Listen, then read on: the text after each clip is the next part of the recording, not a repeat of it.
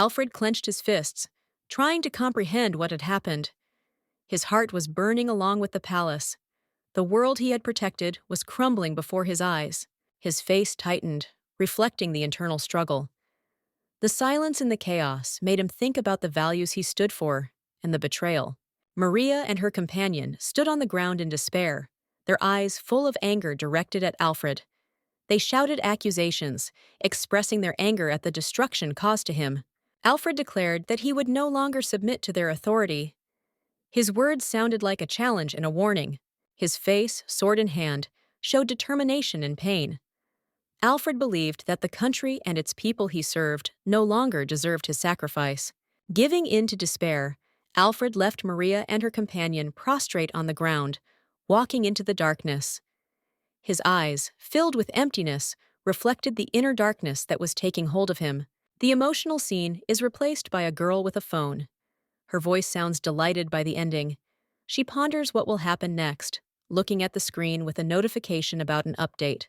Full of determination, she starts a new day. Words about the need to work hard, despite everything that happens, ring in her head. This inspires her to new achievements. The office staff are amazed by her decisive behavior. She vehemently protests against the new assignment, arguing that her potential in another area will bring more benefit. The manager, frowning, reminds her that her bluntness recently brought a new employee to tears. The scene ends on a note of tense judgment, leaving a sense of unresolved conflict. The girl is outraged by the current situation, calling it hazing, and says that after what happened, her colleague even came to quit, which left a deep mark on her perception of what was happening. The colleague justifies herself by saying that her actions were aimed at preventing another employee from making mistakes in the future. Her angry tone shows the tension of the situation and the internal conflict. The boss, having listened to the complaints with restraint, remains unmoved. He coldly states that the decision has already been made, despite the girl's merits, which emphasizes his firmness and lack of emotion. The girl says goodbye to her boss, who smiles and sarcastically says, "Take care of yourself." This moment emphasizes her confusion and the feeling of injustice of what is happening. She is demoted, citing excessive emotionality and dependence on her superiors. This causes her to feel deeply resentful and disappointed in her professional environment. Returning home, the girl tries to comprehend what happened over a glass of wine. She is perplexed as to why everything turned out this way, since she considered herself the best employee. Her emotions run high. She exclaims that her achievements have gone unnoticed, and she does not deserve this treatment. This is the moment of her internal resistance and awareness of injustice. The girl furiously scolds her boss, considering his actions unjustified. She cannot accept the fact that he found an insignificant reason to get rid of her, increasing her sense of resentment. In an attempt to distract herself, she seeks solace in her phone, assuming that at least something will be able to lift her spirits and distract her from the hardships of the situation. Her expectations for updates on her device remain unanswered, reflecting a general feeling of uncertainty and emptiness. Highlighting her frustration with the world around her, the girl studies scenes from the novel on her tablet, where the evil Maria mocks her stepson Alfred.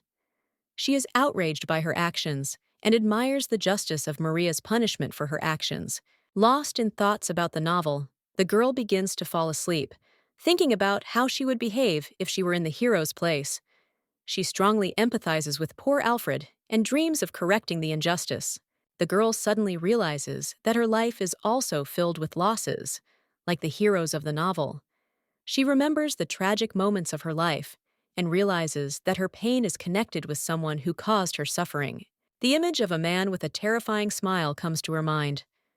The girl feels pain and disappointment, blaming him for her lost dreams and the bitterness of the past.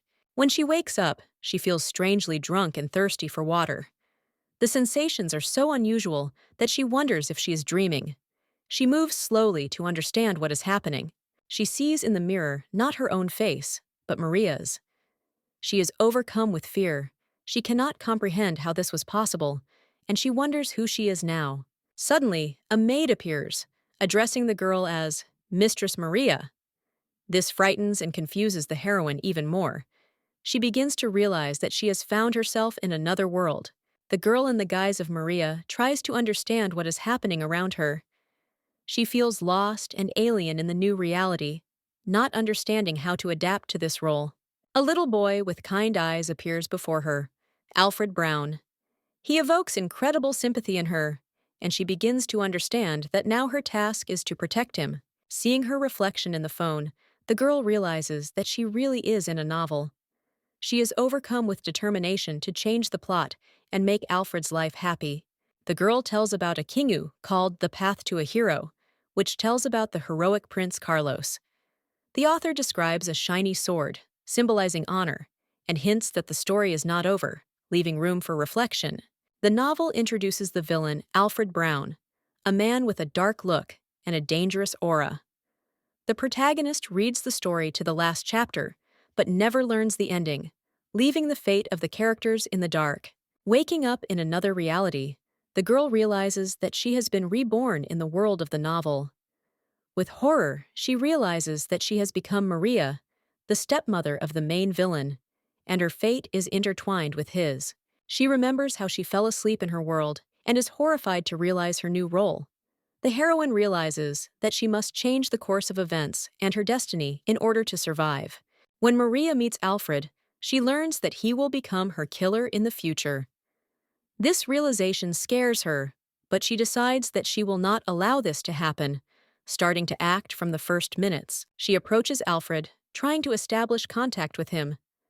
With a smile and a soft voice, she tries to befriend the child, despite her fear that he might harm her.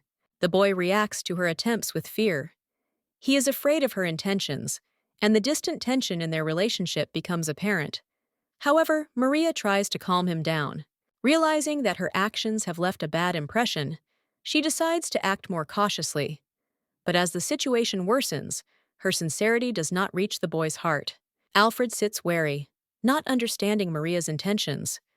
She realizes that the lack of communication between them is preventing them from resolving misunderstandings, and she seeks ways to correct this. A complicated relationship is just beginning to develop. Maria accepts the challenge of fate and decides that she will do everything possible to prevent a tragic end. Maria lies on the ground, her eyes filled with despair. She thinks about how fate is leading to the inevitable moment when Alfred will take her life. The blood on the blade symbolizes the end of her path. Memories of office life haunt her. Her boss harshly criticizes her, pointing out the envy and resentment she felt toward her superiors. The past seems to remain a part of her pain forever. Maria sits thoughtfully in a luxurious room, thinking about reincarnation. She wants a second chance to change everything and avoid the tragedy that haunts her. The maid notices her fatigue and assumes that the reason lies in her recent marriage. Maria looks tired. Her thoughts are clearly occupied with something more serious than household chores. She suddenly remembers an important detail. Her gaze focuses, and her heart stops. Maria understands that her inner tension is connected to something much bigger than stress. The doctor confirms the guesses of those around her. He believes that the changes in her condition are connected with stress after marriage. Everyone around is trying to understand what is happening to Maria. Looking back, Maria realizes that Alfred's abuse began shortly after she got married.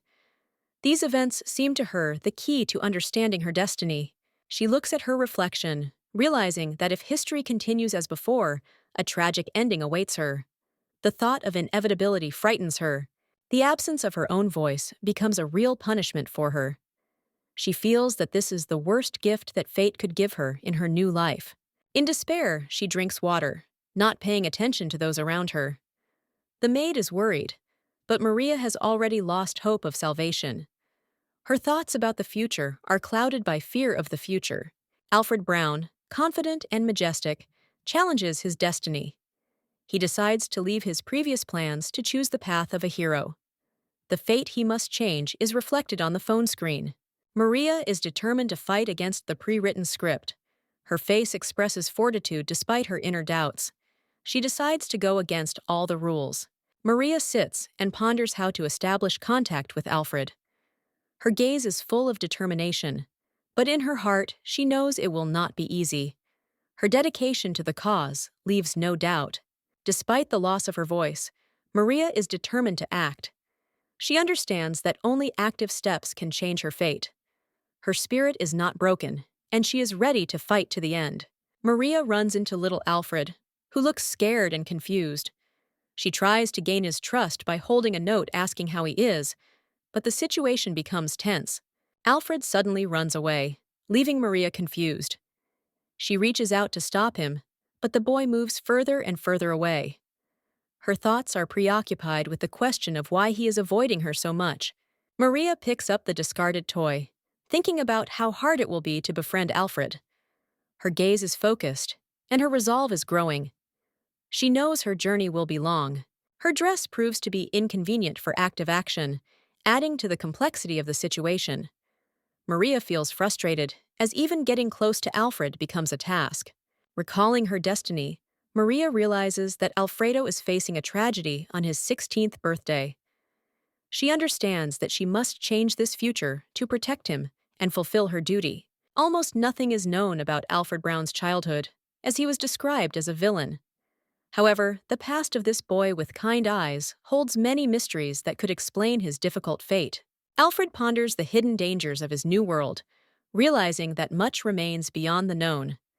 An inner voice tells him to be extremely careful in every step. Maria spots Alfred in the bright library, full of elegant details. The boy, with sadness in his eyes, turns away and continues on his way, holding on to the toy he carries with him. Lost in her thoughts, Maria begins to descend the curved staircase, but her long dress causes her to feel clumsy. There is tension in her movements, and the situation takes an unexpected turn. Maria stumbles, falling down the stairs. Her uncomfortable dress irritates her, and her thoughts become confused. Alfred's toy ends up on the floor nearby, as if reflecting his fear. Alfred watches the scene with alarm. He is frozen, not knowing how to react, and his inner fear is growing. Maria, having fallen, tries to cope with the situation, but looks confused. Maria stands up, irritated by what happened. Her gaze is full of anger and embarrassment, but she tries to hide these feelings. Alfred, seeing her emotions, decides to smile, but his smile seems forced. Zachar, a duke with a noble bearing, enters the hall. His appearance creates a spectacular atmosphere, filling the space with tension. Everyone present immediately pays attention to him. Maria recognizes Zachar, her husband. Her exclamation reflects mixed feelings, surprise and indignation. Zachar looks at her coldly, but there is hidden warmth in his gaze. This unexpected turn heightens the tension between the characters. Their eyes meet, and there is something more than just a meeting in the air. It seems as if their destinies are intertwined in a complex knot. Maria, finding herself in a new world after reincarnation, catches herself thinking that, even if everything did not go as she expected, the local Duke Zachar is the embodiment of beauty. This alone is enough to not regret her fate. Looking at Zachar, Maria tries her best to collect her thoughts.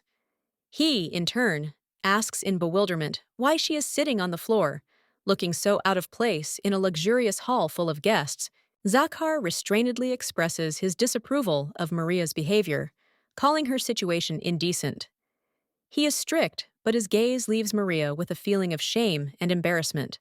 Maria is at a loss as to how to respond to the Duke's reproaches. Her emotions overwhelm her, and she asks him again in bewilderment, not hiding her irritation. At this time, Zachar, having switched to other matters, is already discussing the important issue of import with his assistant. Maria remains on the floor, feeling that she is being ignored, and begins to get angry. Outraged by the Duke's indifference, Maria loudly declares that she has fallen and cannot get up. She sarcastically offers Zachar to help her, hinting that this is what polite husbands do. Young Alfred Brown, holding a stuffed toy, hears from Zachar that he is already 5 years old, but he still plays with toys. The Duke sternly reminds him that such entertainment is unacceptable for the future heir. Zachar explains to Alfred that he will one day take his place and must prepare to serve the king. He demands that the child stop wasting time on toys and focus on preparation. Ignoring the stuffed animal, Zachar takes Alfred's hand and declares that it is time to practice fencing. Alfred looks confused, squeezing the stuffed animal tighter. Maria, watching what is happening, understands that the boy does not like what is happening. Her gaze becomes thoughtful. Concern is read in it. Elsewhere, a little girl shyly hides behind a door. She watches as her friends stand at the threshold, and a grown man tells her that she is busy with her studies and cannot go out. Through the window, the girl sees her friends happily playing outside. She mentally realizes that she would also like to be with them and enjoy carefree moments. In the room, a girl with her head down tries to concentrate on her studies. Tears are shining in her eyes. She is sad because she missed the opportunity to play with her friends. Maria suddenly intervenes, holding Alfred back. She apparently intends to explain something to Zachar, realizing that the situation is unfair to the child. Maria understands that Alfred wants to play, not study at this moment. Her thoughts are focused on how to convey to Zachar the need to change the approach to upbringing. Zachar is surprised, not understanding what is happening. Maria is internally outraged because she cannot voice her thoughts, but her actions speak louder than words. Maria looked at Zachar, holding the boy, Alfred, by the shoulders, and angrily said that he was his son. She demanded recognition of the obvious, pointing to his features, but Zachar looked stunned and withdrawn. Zachar, frowning, asked irritably if Maria was making fun of him, and stated that if she had nothing to say, it would be better to leave him alone. His expression was a combination of anger and inner turmoil. After a tense conversation, Zachar turned and left, leading Alfred by the hand. Maria was left standing alone, looking after them, her gaze full of disappointment and hidden pain. In Alfred's memories, his mother appeared before him, cloaked in soft light.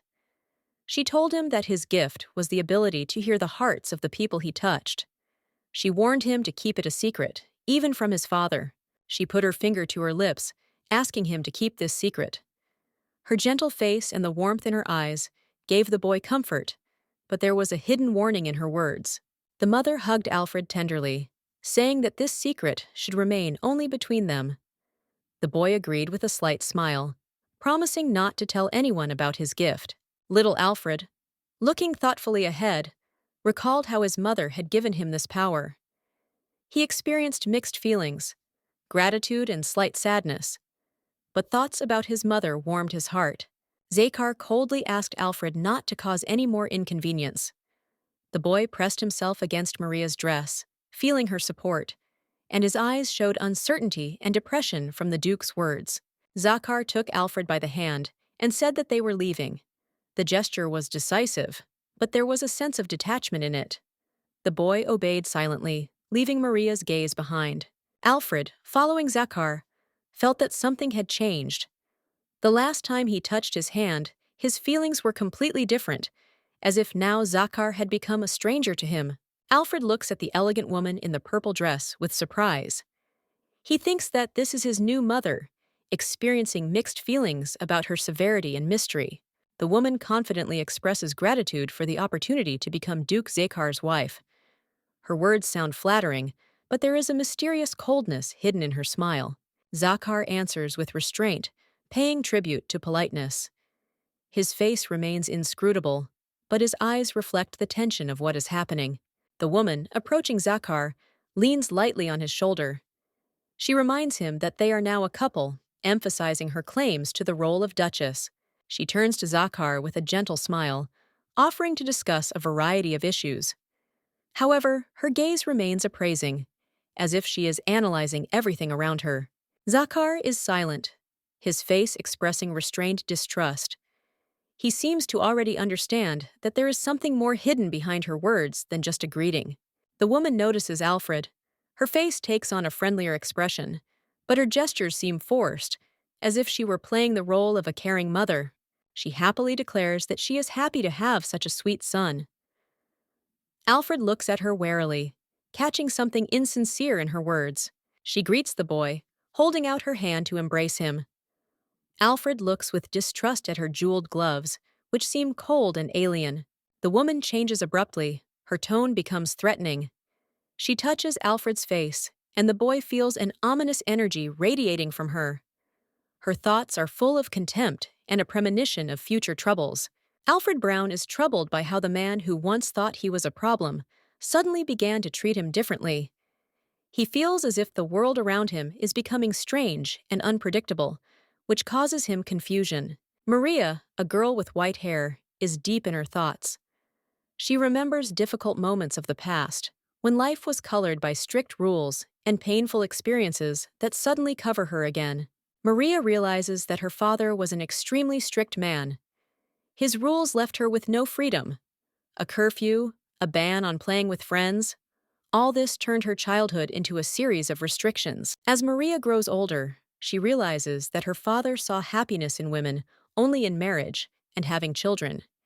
He viewed men as suitable candidates, as if he were creating her future without her participation.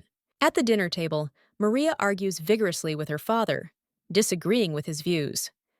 Her indignation grows. She makes it clear that his opinion is only his truth, not hers. In a fit of emotion, Maria declares that she has no intention of getting married. She rejects the idea of living for someone else's expectations and desires, breaking the stereotypes that her father imposed on her since childhood. The father loses his composure. The angry cries become louder, but Maria stands firm. She will no longer allow herself to be commanded and refuses to submit to the dictates of his will.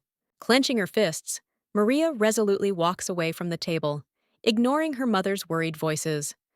A firm conviction is born in her heart. She will determine her own destiny. As Maria walks out the door, she proclaims her choice. She confidently declares that it is up to her to decide what happiness is. This moment becomes a turning point in her life. Maria packs her things and leaves the house. She knows she will never return there again. Her independent path begins with this determination to create her own future without the dictates of the past. Maria, pondering her fate, comes to the conclusion that marriage to a man resembling her father has become the worst test in her life. She is tormented by memories and tries to find meaning in what happened. Duke Zachar's attitude irritates Maria. He is often rude and insensitive, not realizing that sometimes it is worth keeping silent or expressing your thoughts differently to avoid conflicts. There is a deep melancholy in her eyes. Reflecting on the events of the past, Maria finds herself unable to shake off a feeling that she cannot fully understand. Watching Alfred, Maria sees herself as a child. A small, vulnerable boy with a cat in his arms awakens forgotten memories in her and a desire to protect him. The Duke teaches little Alfred fencing, despite his young age. Maria does not understand why the child should be forced to do such a difficult task, and her heart breaks with worry for the boy. Zachar reproaches Maria for her attempts to intervene, demanding that she stop causing inconvenience. These words shock her, causing her to retreat and doubt her actions. Maria decides to remain silent, following Zachar's instructions. She suppresses her emotions, watching what is happening from the side, although her heart is weighed down by anxiety. After some time, Maria secretly watches Zachar and Alfred training in the yard. She feels like a stranger, but she can't take her eyes off what's happening. In despair, she wonders why she continues to watch them. Maria herself does not understand why she cannot simply leave everything as it is. Her curiosity gets the better of her, and she admits that she wanted to make sure Alfred was okay. Despite her doubts, she still worries about the boy. Alfred, a young man with a kind expression, is having doubts. He is thinking that learning to wield a sword might lead to him harming other people. His words are filled with regret and uncertainty. A small toy kitten sits on the ground as if listening to his words. Alfred continues his thoughts, feeling that causing harm is wrong. The setting highlights his internal struggle. Zachar, a stern man with a cold gaze, calls out to Alfred, making him flinch. His voice sounds demanding, as if he is trying to force the boy out of his thoughts. Alfred reluctantly rises from the ground, but his movements are slow and hesitant. Zachar, towering over him, points out that he is too slow in getting ready, which makes the young man even more tense. Zachar demands that Alfred begin training immediately. His tone is strict, without a drop of patience, which emphasizes the difference in the characters of the heroes and their attitude to the situation. Alfred gently strokes the stuffed kitten, as if asking for support or comfort. The moment is touching in the otherwise tense atmosphere. Gathering his strength, Alfred begins training with a wooden sword. His face becomes focused, his movements are sharp, but they convey a sincere desire to cope with the task at hand. Zachar watches him from a distance. His gaze is stern, but there is a hint of approval in it. He urges Alfred on, demanding that he execute his blows faster and more accurately. The young man begins to lose strength. He stumbles, but despite his fatigue, he clutches the sword in his hands, ready to continue. His gaze shows tenacity and a desire not to fail. Zachar, with a stern expression on his face, gives a short word of encouragement. He makes it clear that Alfred must move forward despite his fear and doubts, because only then will he become stronger. On the training field, Zachar teaches little Alfred how to wield a sword. The Duke comments on the boy's technique in a reserved manner, urging him to move faster. Despite his efforts, Alfred is having difficulty and is clearly exhausted. Tired from the hard training, the boy falls to his knees. His face is red from the strain, and his breathing is heavy. Zachar, without showing a drop of sympathy, demands more diligence and perseverance from him. Zachar stands over Alfred, looking down intently. The boy, raising his head, catches his stern gaze. In a soft voice, full of regret, Alfred apologizes for his weakness, trying to pull himself together. Maria watches the situation from afar. Her face expresses anxiety, and she mentally condemns the Duke's harshness. It hurts her to see how Alfred is trying with all his might to live up to expectations. Her patience fails, and she rushes towards the boy. The scene that has developed causes her suffering, making her heart literally squeeze with emotion. Running up to Zachar and Alfred, Maria challenges the Duke. She points to the boy's wounds, insisting that they stop their lessons and take care of his condition. Zachar remains calm and tells Maria directly that she should express her thoughts clearly if she disagrees. His tone is stern, but not aggressive. Maria clenches her fist in helplessness. She understands that she cannot explain what she feels in words. Her anger and helplessness find expression only in the tension of her body. The Duke, noticing her reaction, realizes that their conversation has gone beyond a simple training session. He looks thoughtfully at Maria, but says nothing, leaving the situation tense. Little Alfred looks at the adults, feeling guilty for their argument. His eyes are full of regret and a desire to show that he can overcome weakness. A sudden flashback takes Maria into the past. She realizes that she has become the complete opposite of her former self, strong and strong-willed, protecting the weak. The boy gently tugs at her dress, forcing her to stop. His innocent gesture and the quiet word, "wait," awaken warmth and motherly care in Maria. Alfred, addressing Maria for the first time, asks if she has really lost the ability to speak. His tone betrays genuine doubt and surprise. Maria is shocked by his words, her internal monologue revealing a growing sense of anxiety. She does not understand why the boy evokes strange, familiar feelings in her. Zachar looks at the boy and Maria with growing suspicion. His emotions and tense gaze clearly indicate sudden guesses. Zachar is internally shaken. He probably makes a conclusion that radically changes the perception of the situation, linking all three in a still unclear but dramatic secret. Maria and Zachar discuss her strange behavior. Zachar, waving his arms, tries to understand the motives of her strike, asking pointed questions. He is clearly concerned about her silence and the tense atmosphere that surrounds them. Zachar is confused by her behavior. He wonders if Maria really doesn't understand why he is so worried. His gaze is full of tension, and his thoughts are full of bewilderment and anger, which increases the drama of the moment. Zachar remembers how Maria communicated calmly just yesterday. He looks for an explanation with irritation, but helplessness slips into his voice. Malio, the Duke's loyal assistant, appears in the background of their dialogue. Malio politely explains that doctors cannot determine the cause of Maria's muteness. Zachar does not hide his distrust, but Malio remains calm and adds that he is ready to help in any situation, demonstrating sincerity and devotion. Malio introduces himself to Maria with a smile. He says that their meeting is the first, but emphasizes his willingness to be helpful. His goodwill inspires confidence even in such a difficult situation. Maria notes Melio's thoughtfulness when he offers her paper and pen so she can write down her thoughts. This gesture shows his concern for her comfort and maintains an atmosphere of mutual understanding. Maria takes a piece of paper and writes down that she has suddenly lost her voice, and the reasons remain a mystery.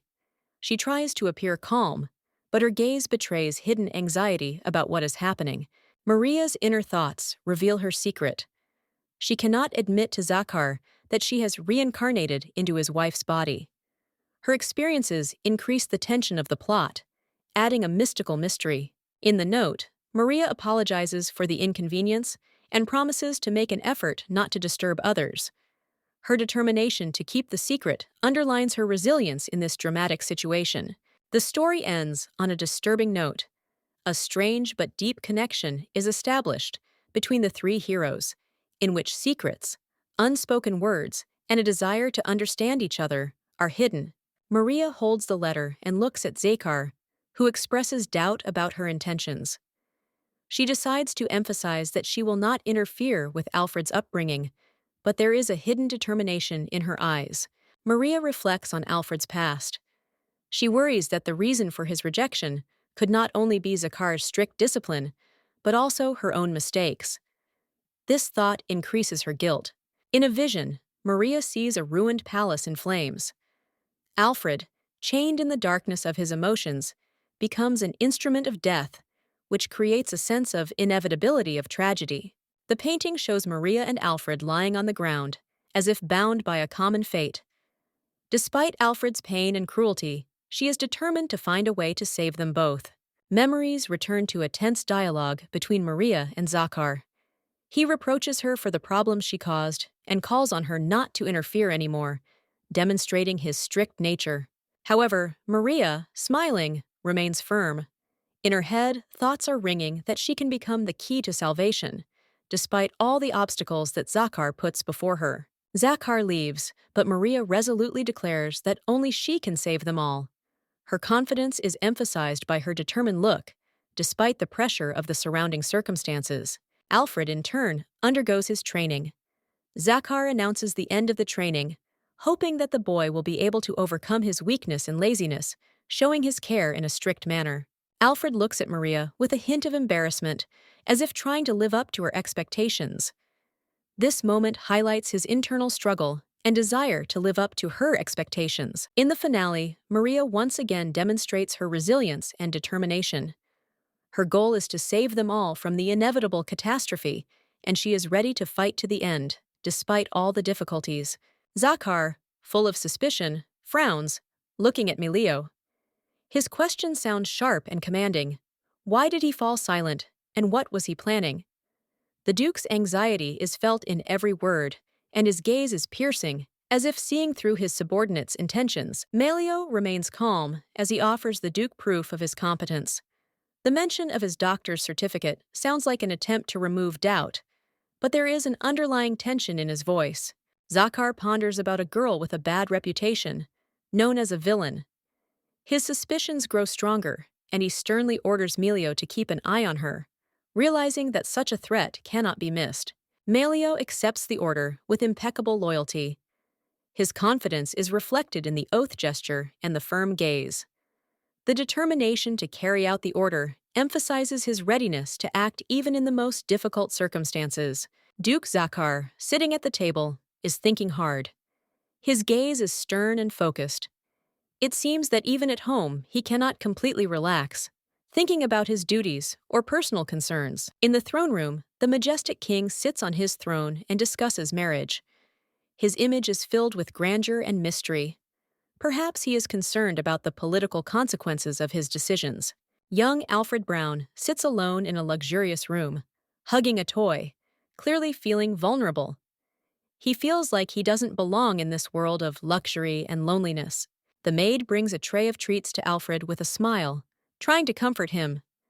Her kindness and concern create a warm atmosphere in the cold and strict surroundings of the castle. Alfred, frightened by something, cries out. The maid anxiously asks if he is hurt. Her concern shows her genuine concern for the boy. Hearing his answer, the maid hurries to call a doctor. She resolutely leaves the room, leaving Alfred alone, But her intentions are sincere, and she strives to help him. Alfred hugs the toy, pouring out his feelings. His desire to be with his mother expresses a longing for the warmth and care that he so lacks in this world. The boy decides to run away, filled with a desire to find freedom and escape from the burden he feels within the palace walls. His determination grows with every word. Suddenly, he is tormented by doubts and thinks of staying. The tears and pain in his eyes convey the struggle between the desire for freedom and the fear of the unknown. In the end, he thinks of his mother again, realizing that his only desire is to be with her. This thought brings comfort to the boy, despite all his internal struggle. Alfred Brown, a small boy with soft brown hair, looks ahead with surprise and fear, clutching a stuffed cat. He is clearly uncomfortable and is overcome with feelings of confusion and bewilderment. Maria, an elegant girl with snow-white hair, enters the room, holding a medical bag in her hands. Her appearance brings a contrast of calm and confidence, despite Alfred's surprise at her arrival. Alfred stumbles and falls, trying to prove that everything is okay, although he is barely holding back tears. His courage is noticeable, but it is obvious that he needs help. He shows that he is ready to cope on his own. Maria crouches down next to Alfred, trying to calm him down. Her gaze expresses concern. She decisively takes the situation into her own hands, checking whether the boy's injury is too serious. She notices that the wound looks painful and decides to start treating it immediately. There is a firmness and confidence in her actions that helps Alfred relax a little. Alfred, frightened and stubborn, resists the treatment. He is categorically against it, but Maria finds a way to convince him that it is necessary and will take very little time. With all her kindness, Maria carefully treats the wound, despite Alfred's protests. Her calm voice and gentle actions allow the boy to overcome his fear. After completing the disinfection, Maria applies a bandage. Her soft smile and confident movements inspire confidence in Alfred. He begins to feel safe next to her. Maria looks at Alfred with a little pride. Her thoughts show how she appreciates his efforts and notes his courage. Despite his young age, he shows restraint. Alfred feels her care and love, which gives him a special feeling of warmth. He realizes that these moments create a connection that fills his heart with gratitude and peace. Maria, with a sad look, tells Alfredo about the need to fight through hardships while growing up. Her determination underlines her desire to help him become strong, despite the pain hidden behind her words. Alfred smiles, embarrassed, expressing joy at the attention. His soft laughter reflects his genuine happiness, which he has rarely experienced before, especially in the midst of Maria's warmth and care. Maria notices Alfred's unusually happy expression and feels surprised. Her thoughts emphasize how rarely she has seen him so happy, which touches her heart and makes her smile. Alfred suddenly becomes embarrassed when he realizes that Maria has noticed his joy. His thoughts are filled with anxiety. He worries that he might seem strange to her, and his indecision becomes obvious. Maria finds Alfred funny, which creates a warm atmosphere. She helps him with his injury, showing concern, which strengthens their bond. Their interactions become more and more sincere. Alfred, surprised to be called funny, recalls previous hurtful words from others. For him, this is a rare moment when his individuality is recognized as positive, which awakens a new emotion in him. In Alfred's memories, children rejected him, considering him boring. This hurt his soul, increasing his fear of being misunderstood. These memories contrast with Maria's real care. For the first time, Alfred feels the word funny fill him with joy rather than ridicule. He begins to rethink how others see him, thanks to Maria's sincerity. Maria finishes caring for Alfred, smiling and assuring him that everything is okay. Her warmth creates a space for him to feel safe and loved. Alfred understands that his path is still long. Training will continue. However, he sees in this a chance to become stronger, thanks to the support of Maria, who believes in him. Maria wondered what she could do to help Alfred Brown, a young boy with a sincere look in his eyes. She was looking for a way to be useful and wondered if she had done enough for him. Alfred, a little shy, was about to express his thoughts.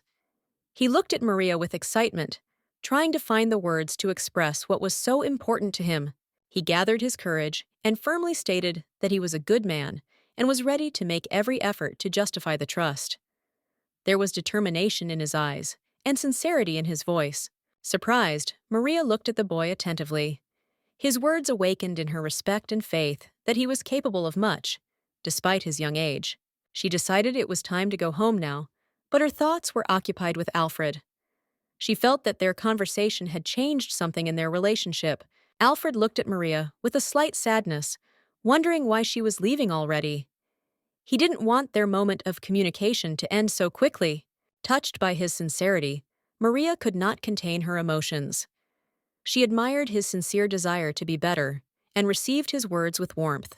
Alfred, slightly embarrassed, thanked her for her help. He felt grateful that Maria believed in him and supported his sincere intentions. Sitting on the floor with the toy in his hands, he thought about how much Maria had surprised him with her kindness. He realized how important her support was to him. His thoughts were full of warmth and gratitude. Remembering how Maria had proven herself, he felt inspired to become better and do everything to live up to her expectations. Maria thought about how her actions were being judged unfairly, wondering if she was an evil person. The environment around her was filled with light shades, emphasizing her inner confusion. Little Alfred hugs the toy tenderly, surprised at what Maria really is. His gaze expresses mixed feelings, bewilderment, and a desire to understand her better. Zachar looks at his subordinate with slight severity, trying to figure out what he wants to convey. His posture indicates confidence and readiness for a conversation that promises to be serious. Melio watches the scene carefully, expressing thoughtfulness. His gaze is directed forward, creating the impression that he is trying to assess what is happening from two sides. Melio notices that Maria and Alfredo's relationship is becoming warmer. He watches them with restraint, realizing that they are starting to get along and find common ground. Alfred smiles genuinely, which is rare, according to observers. His joy is genuine, and it brings a sense of harmony to their family atmosphere. Melio laughs to himself, noticing the similarities between Alfred and his father. The moment adds lightness and humor to the serious situation, showing how little things can bring people together. Melio is happy that Maria and Alfred have become friends, seeing this as a great progress. His face lights up with kindness, emphasizing his support for the changes that are taking place. Zachar warns that no one should underestimate Maria, emphasizing her strength and importance. His voice sounds confident, reflecting respect for her character and capabilities. Melio mentions Maria's past, speaking of her former fame as a young lady. This moment reveals her backstory, adding depth to her character and creating intrigue. At the ball, the attention of those gathered is riveted on Maria, who stands out for her modesty and grace. Envious ladies mock her, trying to show her in an unfavorable light, but this only strengthens her inner strength. Zachar's small figure, as if outlined by ironic thoughts, reminds us that their marriage is not just a union, but a political step. Maria's house is under close surveillance, and she understands the seriousness of the situation. A stately mansion with a gloomy sky heightens the tension. Maria is from the house of the Marquis of Darna, but her origins become a cause for suspicion. Her family finds itself at the center of intrigues connected with the royal court. The king is convinced that the recent uprising in the area is inspired by Mary's family. Confirmation of this is sought among her entourage. Security forces clash with the rebels, increasing the atmosphere of anxiety. Zachar realizes that Maria is submitting to the demands, maintaining an outward submissiveness. But he views her silence as part of a complex game in which both sides carefully conceal their true intentions. Lunch at a richly laid table turns into a symbolic field of tension. Maria tries to appear calm, enjoying the sight of exquisite dishes, but her thoughts are clearly preoccupied with important decisions. Maria waits for Alfred, likely an important ally or figure in the intrigue, to appear at dinner. She makes a plan of action based on new opportunities for maneuver. An unpleasant surprise. Zachar is nearby again. His presence irritates Maria, but she understands that now is not the time for emotions, because the future of her family depends on her behavior. Zachar's gaze becomes more intent. Maria tries to remain confident, convincing herself that she needs to be prudent and not make hasty moves, despite the tense relationship. Maria looks at the wine, wishing to lose herself in its taste for a moment. Zachar, on the contrary, keeps his cool, clearly enjoying the situation, where every gesture says more than words. Zachar, holding a glass of red wine, invites Maria to join him. His confident look and manner of communication emphasize that he feels like the master of the situation, and the offer sounds like a subtle gesture of attention. Maria happily accepts Zachar's care, sincerely admiring his manners. Her face lights up with a grateful smile, and the surrounding atmosphere of the dinner becomes warmer and friendlier. Bringing the glass to her lips, Maria enjoys the rich aroma of the wine. She mentally compares it to drinks from her world and admits that the taste of this wine far exceeds her expectations. Zachar, observing Maria, cannot help but notice the changes in her behavior. It seems to him that after the wedding, she became different, more confident and decisive, which surprises him. Zachar suddenly remembers that Maria is not allowed to drink alcohol. His calmness gives way to concern, and he begins to look for an explanation for her unexpected confidence. Maria, noticing the change in Zachar's mood, begins to worry. She understands that her behavior may arouse suspicion and tries not to reveal her inner experiences. Zachar's thoughts begin to gain clarity. He tries to figure out what is going on, and even admits the idea that Maria could be hiding something important, perhaps connected to her past. The tension grows, and Zachar decides that the changes in Maria are not accidental. He wonders if she might be hiding a second personality or a secret that is changing her character. Maria realizes her mistake, remembering that her body is not supposed to consume alcohol. Panic takes over her mind, but she tries to maintain an outward confidence so as not to give herself away. Zachar stares at Maria, lost in his thoughts. His insistent gaze makes her nervous, but she understands that she must be extremely careful not to reveal her secrets. Maria watches the mysterious black figures in the air, puzzled, as if they were the embodiment of her thoughts. They seem absurd and strange. She holds a glass of wine, trying to understand what is happening around her. Zachar discusses people with split personalities, pondering how their tastes and preferences can change depending on which personality is dominant at the moment. His gaze becomes focused. He reflects on Maria's recent actions, which seemed strange and inconsistent to him, trying to find an explanation for her behavior. Maria, worried about her situation, mentally thanks fate for saving her from an awkward situation. She tensely watches Zachar's reaction, who seems puzzled by her words. Reflecting sarcastically, she notes that he doesn't even realize that he is now facing another person in his wife's body. Her reasoning is full of hidden anxiety and irony. Maria admits to herself that, despite knowing all the details of the affair she finds herself in, her own fate remains unclear. She understands the importance of being vigilant so as not to give away her secret.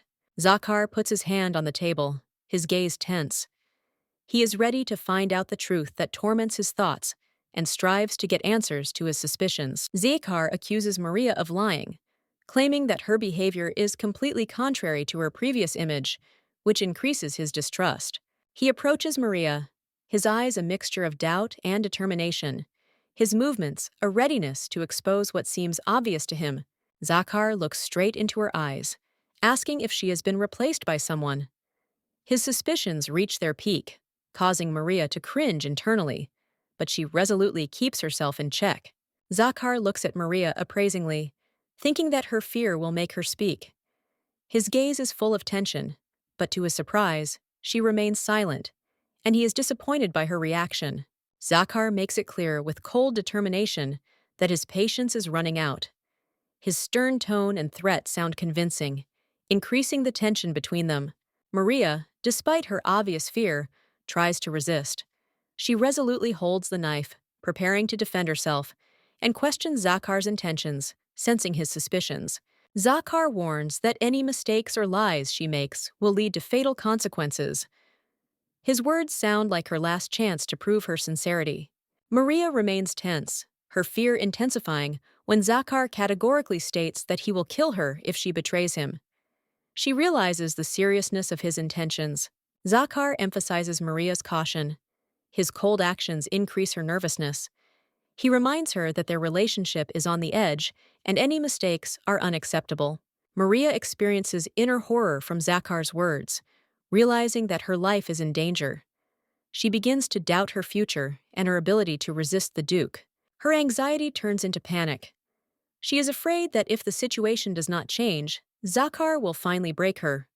Thoughts about past events that led to this marriage arise in her head. Maria remembers how she was forced to marry him. Her thoughts are full of bitterness and despair. She feels cornered, with no way out. Her memories are heightened when she realizes she was chosen because of her family, suspected of rebellion.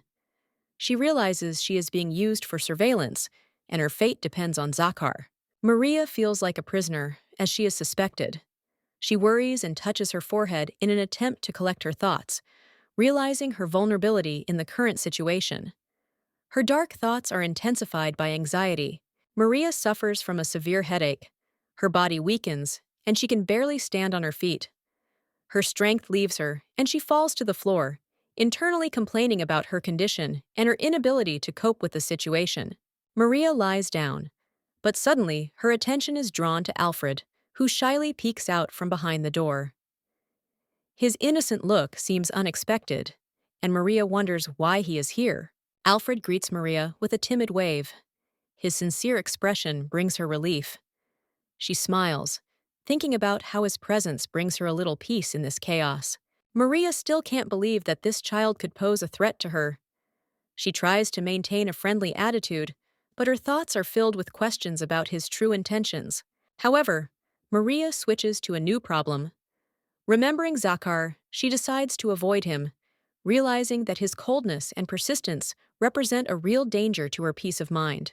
Having said goodbye to her anxious thoughts, Maria gently calls Alfred to her. She hopes that his trusting behavior will hide from her at least some of the troubles associated with her current situation. Alfred suddenly runs away, leaving Maria puzzled. She wonders why he came at all if he ended up disappearing so quickly. This increases her curiosity and slight confusion. Maria spots Alfred nearby, where he reappears clutching something important to him. She watches his actions in surprise, trying to understand his motives. Alfred, clearly embarrassed, approaches Maria. She looks at him with a question in her eyes, waiting for him to finally open up to her about his thoughts and explain why he came back. Alfred Brown, holding a stuffed animal tightly in his hands, restraining his emotions, wishes good night. His gaze reflects tenderness and uncertainty, and the gift symbolizes his desire to establish contact. Maria is surprised by his sudden visit. Her expression turns to soft thoughtfulness as she asks what brings him to her. The question awakens genuine curiosity in her. Hearing that Alfred simply wanted to say goodnight, Maria feels a warm wave of affection. Her heart is filled with a touching feeling from his sincerity. Alfred is happy that he was able to express his feelings. He hugs the toy, beaming with happiness. This moment reveals his childish spontaneity and desire to be understood. Maria, watching him, begins to wonder if he has become more than just an acquaintance for her. The question of what is changing between them causes slight confusion. She realizes that Alfred often acts impulsively, without understanding how his behavior affects those around him. This thought leaves her with a mixture of frustration and sympathy. Maria decides to analyze her feelings. Lying in bed, she thinks about how his actions can change their relationship. Her thoughts flow calmly, like a warm evening breeze. Looking back, she realizes that she was sometimes too hard on people.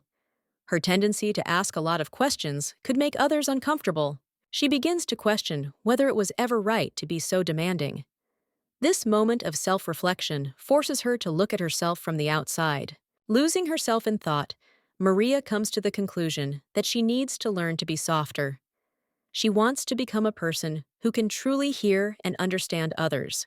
Maria wakes up in a luxurious bedroom, not immediately understanding what has happened. Her gaze stops at the sunlight illuminating the palace and garden. She realizes that she fell asleep before she realized how tired she was. Feeling uneasy, she jumps up from her bed. Panic overwhelms her, but her thoughts focus on the feeling that something unusual is happening, as if she has missed an important detail. Maria recalls her thoughts. She always thought that she could handle any situation on her own. But this time, the anxiety in her head intensifies, and she understands that the situation is getting out of control. The awareness of danger suddenly overwhelms her. A clear thought of threat flashes through her mind, and the tension in the room becomes palpable, as if something is actually happening. Alfred, a boy with kind but wary eyes, peers through the door. His gaze betrays concern, but he doesn't understand what exactly is happening, only silently observing her reaction. Maria's thoughts become chaotic when she sees a mouse running across the floor in front of her. She realizes that her fears have begun to manifest into concrete things that seem to have no meaning. Maria, unable to contain her emotions, screams and lifts her leg to avoid contact with the rodent. Panic takes hold of her, but she tries to cope with this fear. She sees a mouse gnawing at her pen. With desperation in her voice, she wants to stop it, mentally persuading the rodent to stop its actions.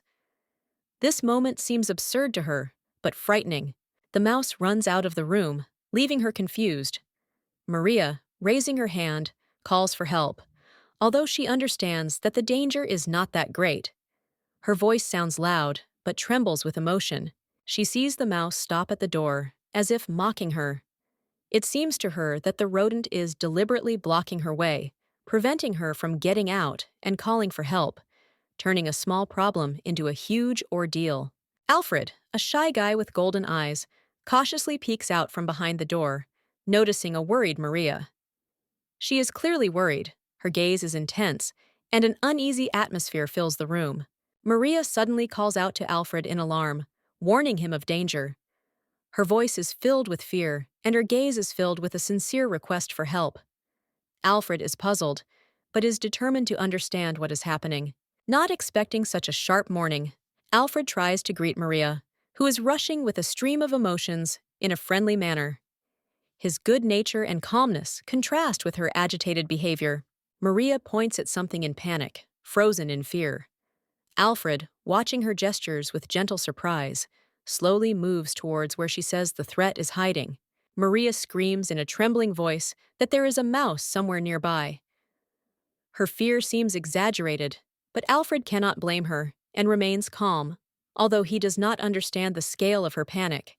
Maria realizes that Alfred does not share her fear, and this increases her sense of hopelessness. She clenches her fists, trying to somehow explain her point of view. Alfred sits down next to her, trying to understand the cause of the commotion.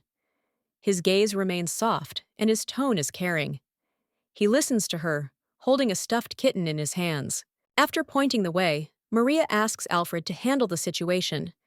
Her face expresses hope that he will be able to find a solution, despite the apparent simplicity of the problem. Maria explains how much she fears mice, calling them horrible and scary creatures.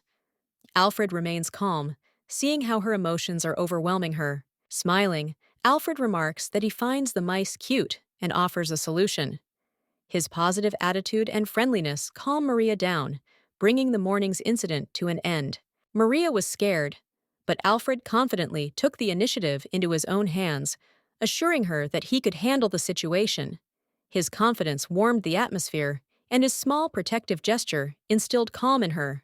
The little gray mouse that had caused the disturbance ran boldly towards Alfred's outstretched hand.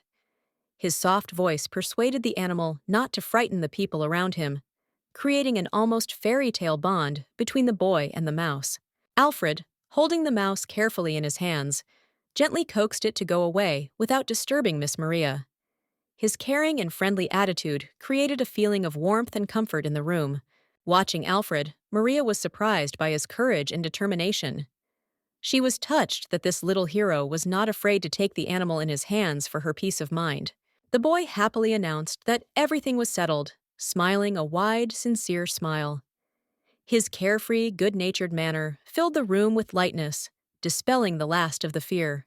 Maria looked at Alfred with gratitude, sincerely expressing her appreciation. Her emotions were conveyed through facial expressions and gestures, making the moment very touching. Thinking about how to express her thoughts, Maria was looking for a way to thank Alfred. Her gentleness and caring were visible in her every movement. She decided to write the word "thank you," showing how much this gesture meant to her. Her eyes shone with genuine joy and gratitude, emphasizing her sincerity. Alfred, seeing her reaction, laughed, showing his joy and pleasure at the situation.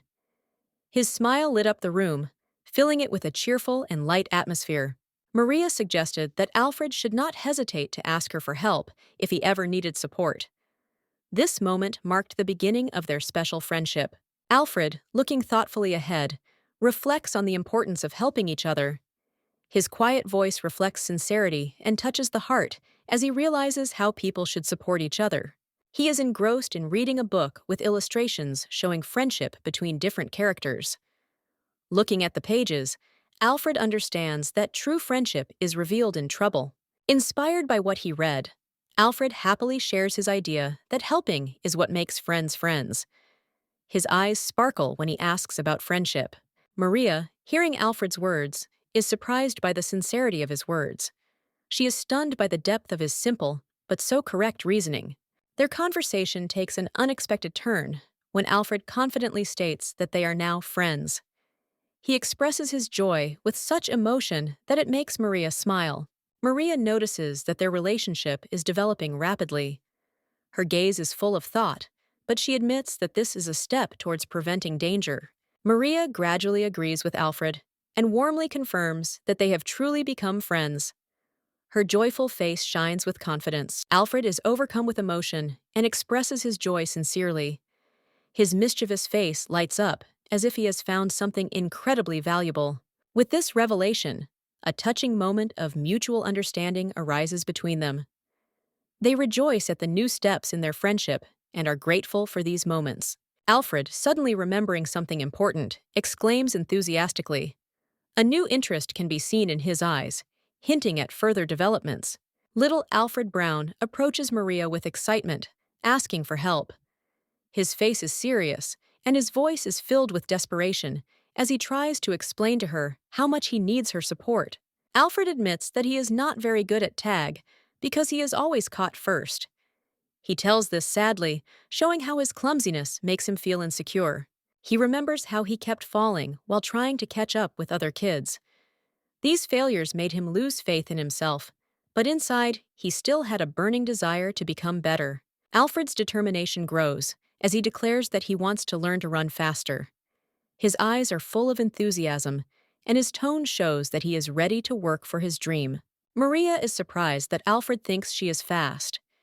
He remembers how she once came running to him like lightning during their fencing practice. Her speed inspired him to seek her help. Trying to remember that moment, Maria realizes that she really does have good physical skills.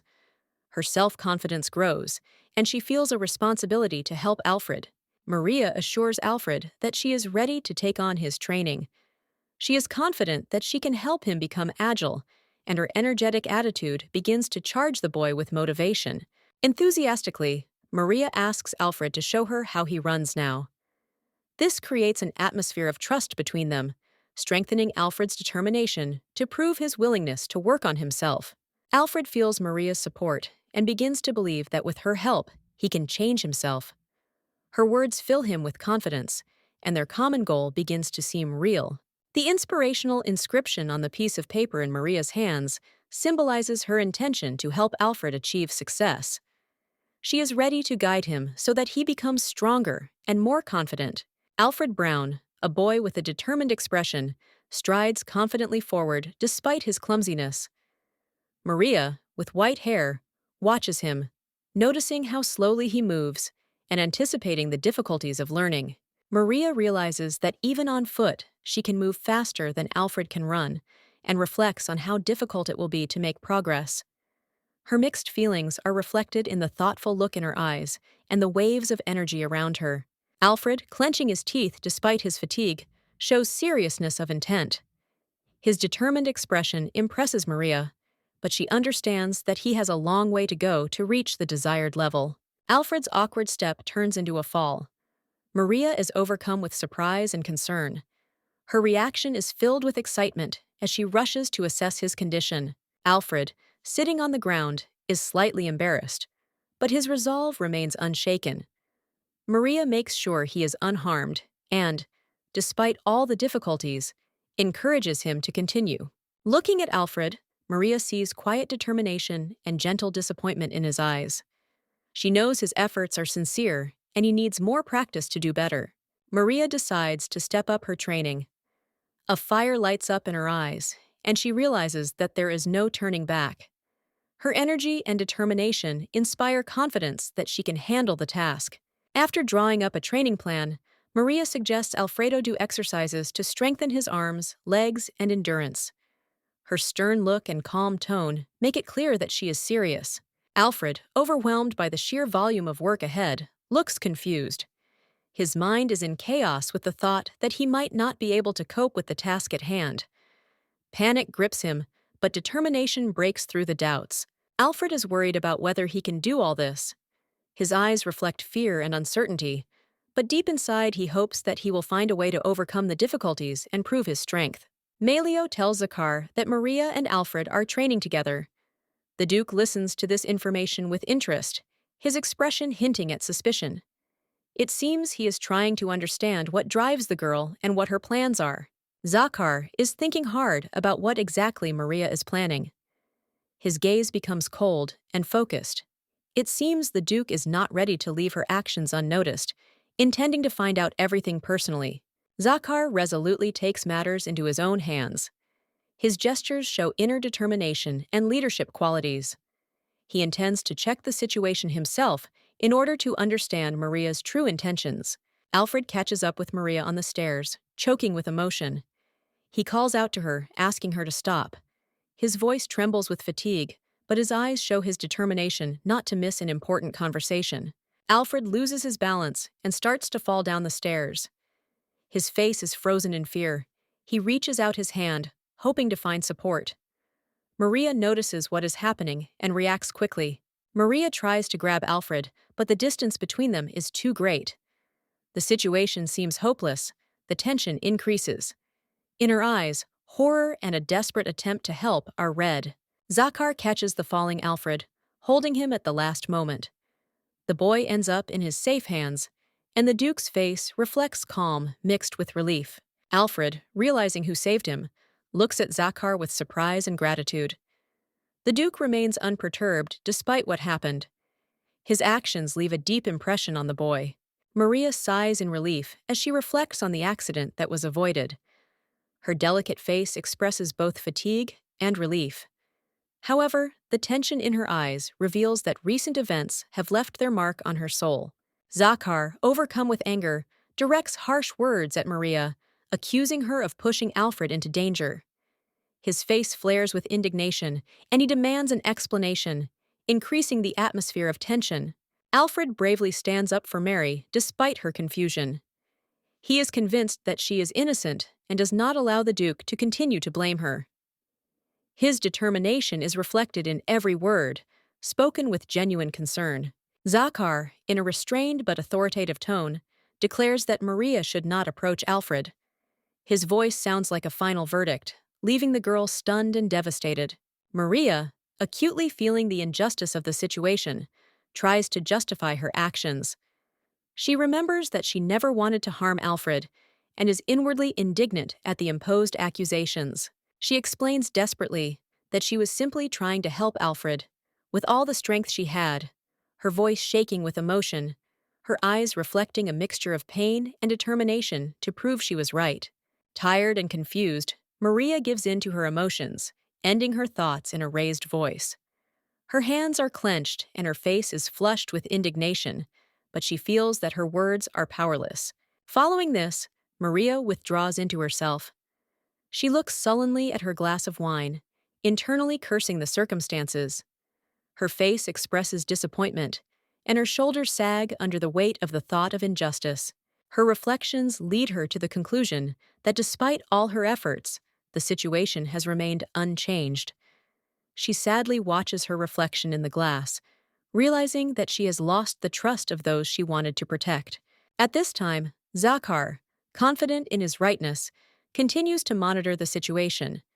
He coldly reflects on how Maria violates boundaries, not taking into account Alfred's interests, and internally becomes convinced of his position. Alfred, holding a soft toy in his hands, looks at Zachar with delight, thinking that he looks like his father. Zachar, tall and stern, holds the boy's hand, demonstrating confidence and care in his posture. Maria, graceful and thoughtful, sits on a sofa in a luxurious living room, surrounded by golden decorations. The sound of footsteps outside the door catches her attention, causing a slight alarm to appear on her face. Alfred, peeking out from behind the door, addresses Maria, holding the toy in his hands.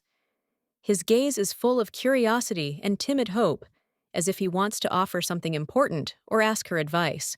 Maria closes her eyes for a moment, clearly lost in her thoughts.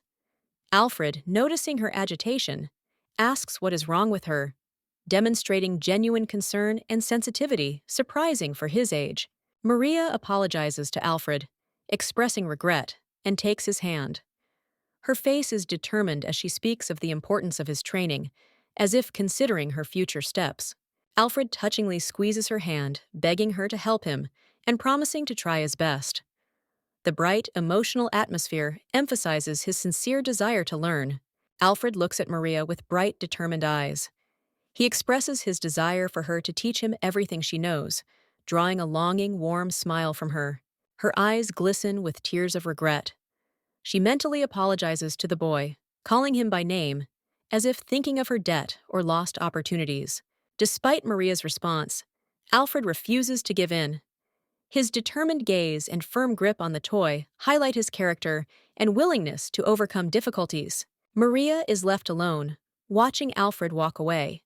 Her face expresses a mixture of sadness and pride, and the warm light of the room emphasizes her inner experiences. Maria stands, looking thoughtfully into the distance, tormented by doubts. She wonders if she has made the right decision. Her face reflects anxiety, as if something important and personal is at stake. Alfred, a boy with kind eyes, holds the toy as if seeking support. His desire to continue training conveys a determination that is not easily ignored. Zachar, standing in a stern pose, expresses his disagreement. He is against Alfred continuing, despite the child's wishes. His face is stern, as if every word is an order. Maria, struck by a sudden thought, reacts animatedly. Her gesture and facial expression speak of the solution she has found to change the situation. Maria comes into Zachar's office. He is sitting behind a massive desk, and his subordinate, Melio, is standing next to him. Zachar orders them in, his voice full of dignity. Maria appears in the doorway, dressed in an elegant dress. She holds a piece of paper firmly, showing that she has come with the intention of defending Alfred. Her determination knows no bounds. Maria's eyes are filled with determination as she explains that she has made a promise to Alfred. She wants to continue training and takes responsibility for the boy's safety upon herself. Maria offers a compromise. She asks for someone Zachar trusts to accompany them during their classes. This shows how willing she is to find a solution for Alfred. Zachar looks at her with anger. His face expresses emotions, from irritation to firmness. He emphasizes again that Maria should stay away from Alfred. Despite the refusal, Maria does not give up. Her resilience and persistence convey her determination to fulfill her promise to Alfred, even if she has to overcome many obstacles. Maria held a sheet of paper, her hand clenched, but her gaze remained calm. The girl's thoughts betrayed confidence in what was happening, as if she knew in advance what words she would hear and what he would have to answer. She remembered the moments with Alfred. Her kindness and sincerity touched his heart. An irresistible desire to make her dreams come true was born in him, because every expression on her face seemed priceless to him. Zachar stared at the girl, his stern gaze as if trying to read Maria's intentions. The silence was filled with anticipation as the girl prepared to say something important. Alfred stepped forward, raised his hand decisively to attract the attention of those present. His words sounded confident, and all eyes immediately turned to him. At that moment, he was the center of attention. The boy asked to hear his story. He stood before the adults, radiating sincerity and confidence despite his young age. The atmosphere in the room began to change, filling with tension. Duke Zachar remained coolly calm, challenging the boy to prove his words. However, his interest in the situation was obvious, and he followed the developments closely. Alfred sincerely stated, that Maria was not to blame. She was only trying to help him when he found himself in a difficult situation. There was concern in his voice and a desire to protect her from injustice. The boy warmly reminded her that he and Maria were friends. He made it clear that he valued her support and trust, and that this connection meant a lot to him. This made an impression on everyone around him. Melio watched the proceedings with mild surprise. His gaze expressed bewilderment, but also growing interest in what the boy was going to say next. He listened attentively to every word. Alfred showed unusual fortitude for his age. His honesty and determination touched the hearts of those around him. It was a moment when he was able to show his strength and sincerity. A boy named Alfred Brown thinks about friends helping each other in difficult times. He runs down the alley, clearly inspired by his thoughts, with sincere determination in his eyes, ready to take action. Alfred remembers how he was eager to gain knowledge and learn a lot, but he was unable to do anything. It was at this moment that Maria was there, helping him to understand the difficulties. He understands how important support is and wants Maria to continue teaching him. Alfred remembers with awe and gratitude those moments when she shared her knowledge and experience. Maria offers a solution to a difficult situation, holding out a piece of paper with a proposal. She wants Alfred to be with someone who can be trusted to take care of his future. Duke Zachar, sitting at his desk, ponders this thoughtfully. He tries to understand who among his entourage is capable of carrying out such a responsible task. Melio and Maria enter the office. Melio, as a loyal subordinate, shares his opinion, but causes Zachar's displeasure. The Duke hesitates, but the decision seems to become clear. Suddenly, Alfred, with shining eyes and a joyful cry, addresses Zachar, calling him Dad. The child's emotions stun the Duke, forcing him to think about his duties. Alfred states directly that he wants Zachar to be near him. For the Duke, this becomes an unexpected and touching moment, awakening hidden feelings in him. Later, Zachar reflects alone, wondering why he is doing all this. A mixture of doubt and determination appears on his face, hinting at an internal struggle. Alfred happily plays nearby, and Maria watches him with a smile. Zachar decides that he has no time for nonsense, but perhaps his opinion will soon change. Alfred defends his position to Maria, showing determination in his actions. His words are filled with confidence.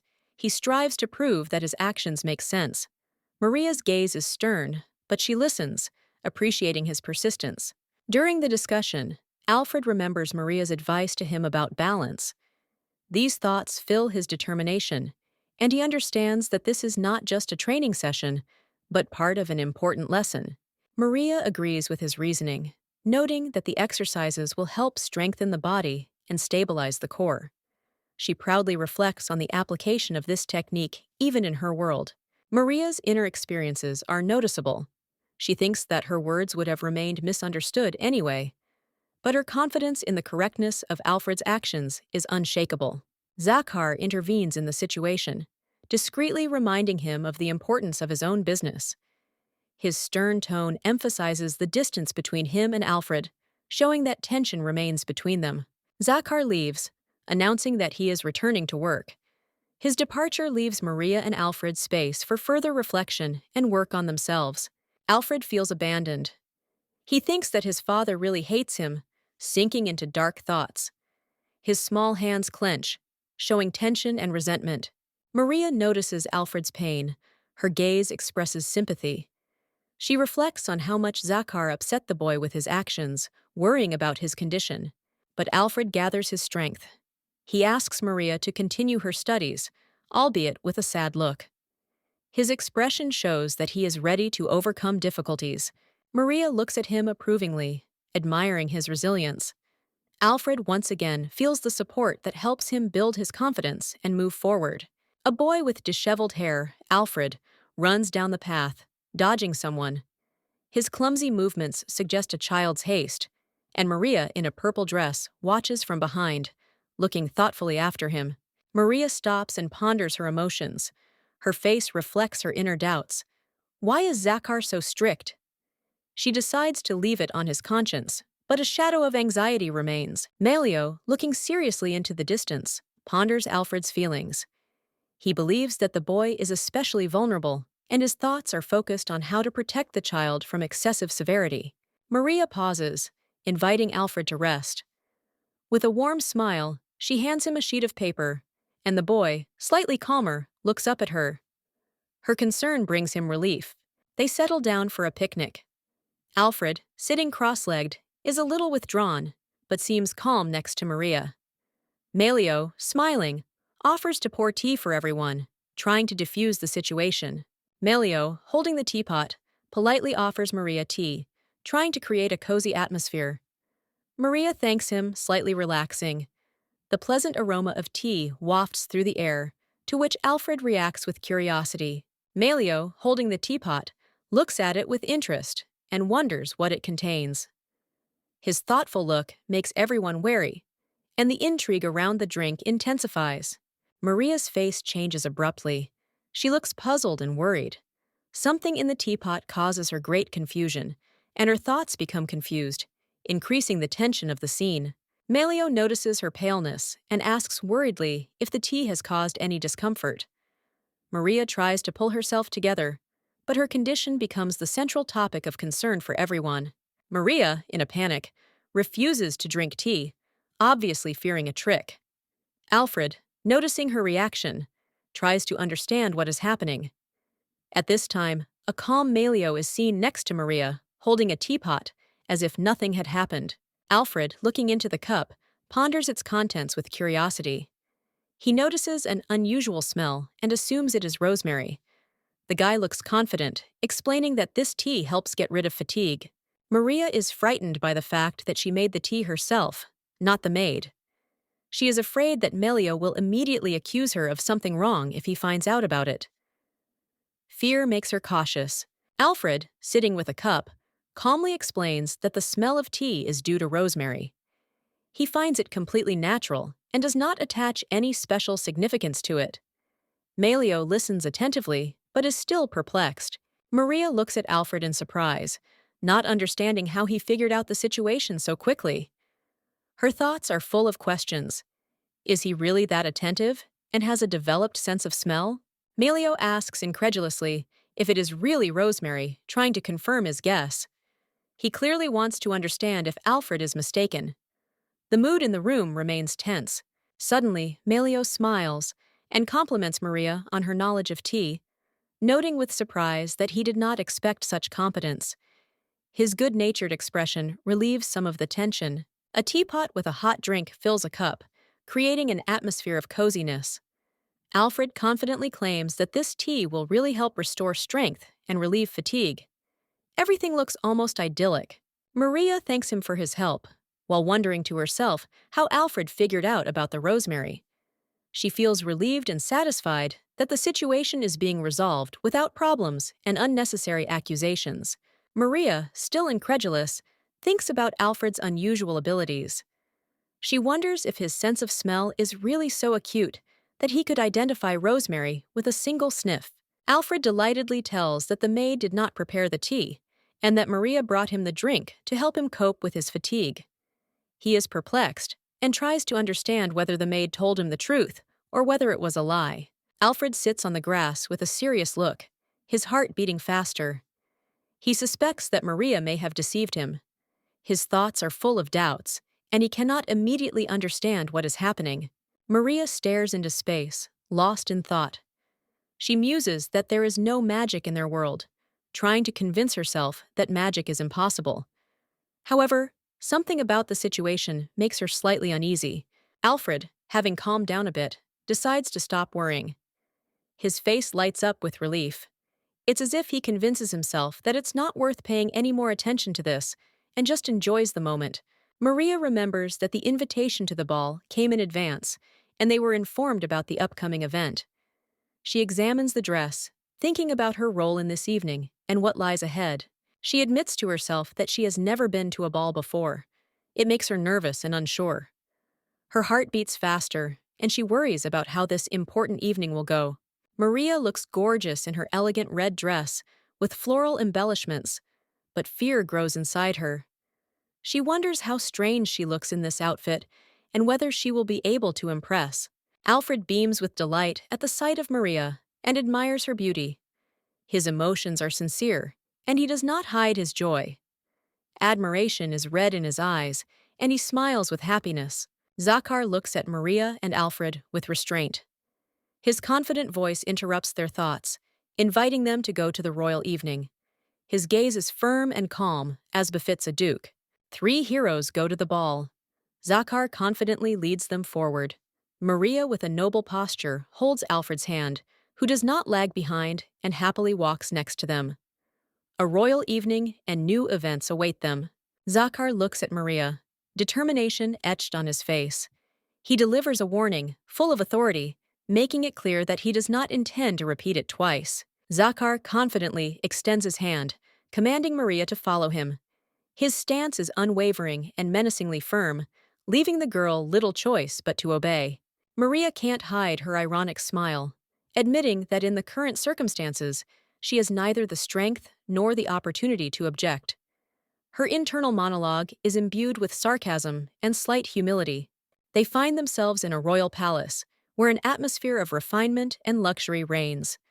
The hall is filled with dancing couples, and in the center on the throne sits the king himself, a symbol of power and might. Maria is stunned by the magnificence she sees. She stands in a luxurious dress, her eyes are wide open, and her face expresses genuine admiration. This moment seems truly magical to her. Zachar keeps his cool, pointing out the need to greet the king respectfully. He leads Maria through the glitter and shine, where every step seems symbolic. Maria looks up at the throne and sees the king. Her eyes reflect the ruler's majestic figure, and her heart skips a beat with excitement and respect. Next to the king sits Prince Carlos. The boy with fiery hair radiates confidence and nobility that befits his royal status. Maria cannot take her eyes off him. Her emotions are overwhelming. She can't believe her eyes. Maria is shocked to see Prince Carlos in person, and she can barely contain her delight, barely comprehending the reality of what is happening. Zachar thanks the king for the invitation, and Maria stands nearby, acting as his escort. Their presence in this majestic hall underlines the significance of the moment, heralding an important event. The king, with a smile and a majestic air, welcomes the guests into the throne room, expressing his gratitude for their visit. The atmosphere of an official event shines around, creating tension among those present. The king addresses Maria, the duchess, asking about her family life. Zachar and Maria stand before him in elegant clothes, feeling his gaze. The atmosphere in the hall remains formal. The guests discuss Zachar, admiring his outstanding qualities, but at the same time hinting at his complex character. The hall is filled with whispers and glances, watching the development of events between the main characters. The king notices something strange and wonders what is going on. His expression is wary, as if he suspects something. There is tension all around, as if something unexpected is expected. Zachar answers the king, explaining that his wife, Maria, is unable to speak due to a mysterious illness. The king looks at him doubtfully, but accepts the explanation, although the atmosphere in the hall now seems even more tense. The king, smiling but slightly distrustful, notices the sudden change in the mood of the guests. His words are full of hidden meaning, and his observation adds tension to the proceedings. Mary recalls that their marriage was a forced decision by the king for political reasons. Her eyes show anxiety and weariness, reflecting the heavy burden she bears in this situation. The king turns his attention to Alfred, a boy with golden hair, and remarks on how much he has grown since their last meeting. His words cause surprise and tension among those present. Zachar, holding back his emotions, persuades Alfred not to hide from the king. Maria, standing nearby, tries to calm Zachar down, showing support and confidence, despite the current situation. The king looks at everyone present, pondering what is happening. His gaze becomes cold and penetrating, as if he has already suspected something and is waiting for the right moment to act. Carlos runs eagerly to Zachar, beaming with happiness. He is glad to meet him and expresses his sincere longing for the time spent with the Duke, clearly admiring him. Carlos asks Zachar to tell him stories about tactics and strategy again. Zachar smiles, agreeing, which causes genuine delight in the little prince. Carlos can't contain his joy after hearing a positive response from Zachar. He is happy that he will be able to listen to his favorite stories again and learn something new. Meanwhile, the king observes the situation and regretfully recalls how much Carlos is attached to the duke. He understands that this creates additional complications. The king tells Carlos that they have a lot to do today and asks him to go play with Alfred, another boy. Carlos's face shows displeasure, but he obediently remains silent. The king confidently declares that the children will find something to do and will have a better time than the adults. Carlos reluctantly turns to Alfred, who looks puzzled and a little confused. Carlos whispers with annoyance that he would like to spend time with Zachar. For him, meetings with the duke are much more important than playing with other children. The king, remaining steadfast, replies that the prince will be able to communicate with Zachar another time. He gently but firmly asks his son to obey.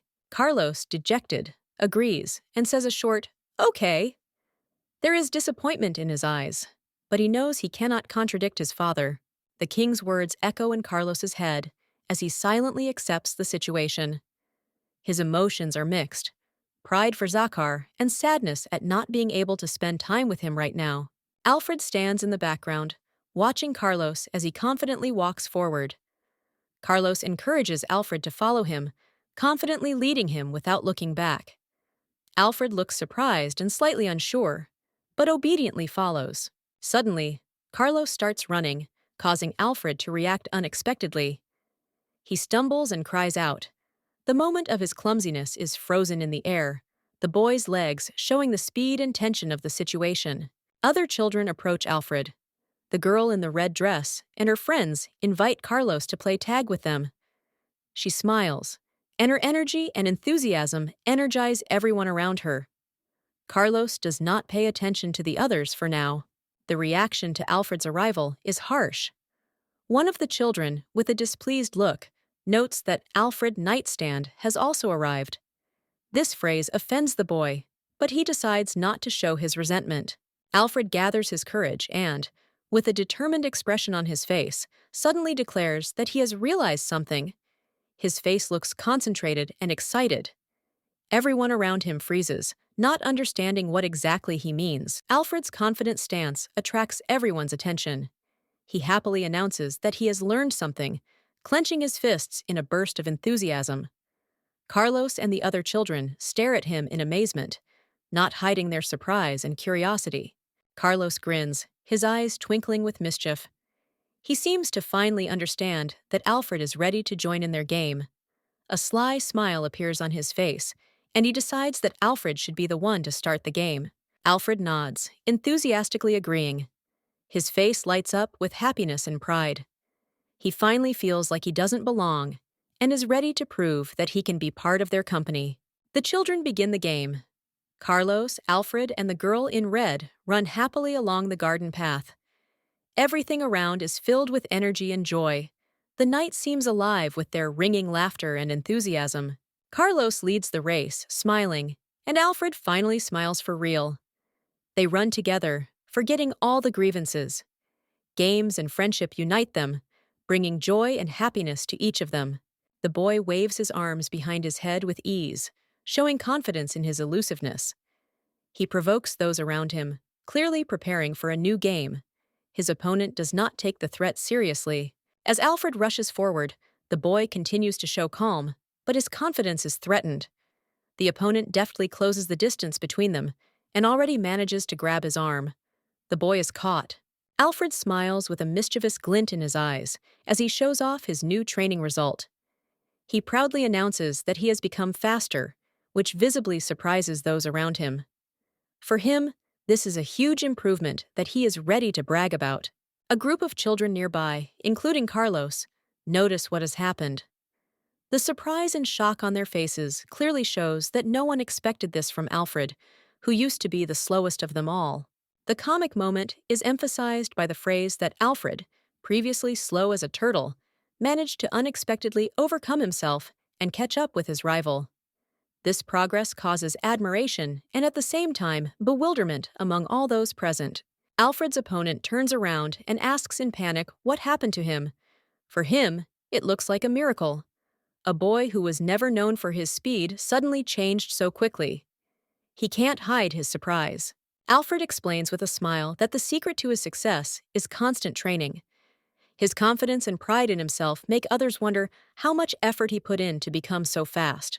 Impressed by the result, the other children watch Alfred, who once again demonstrates his skills.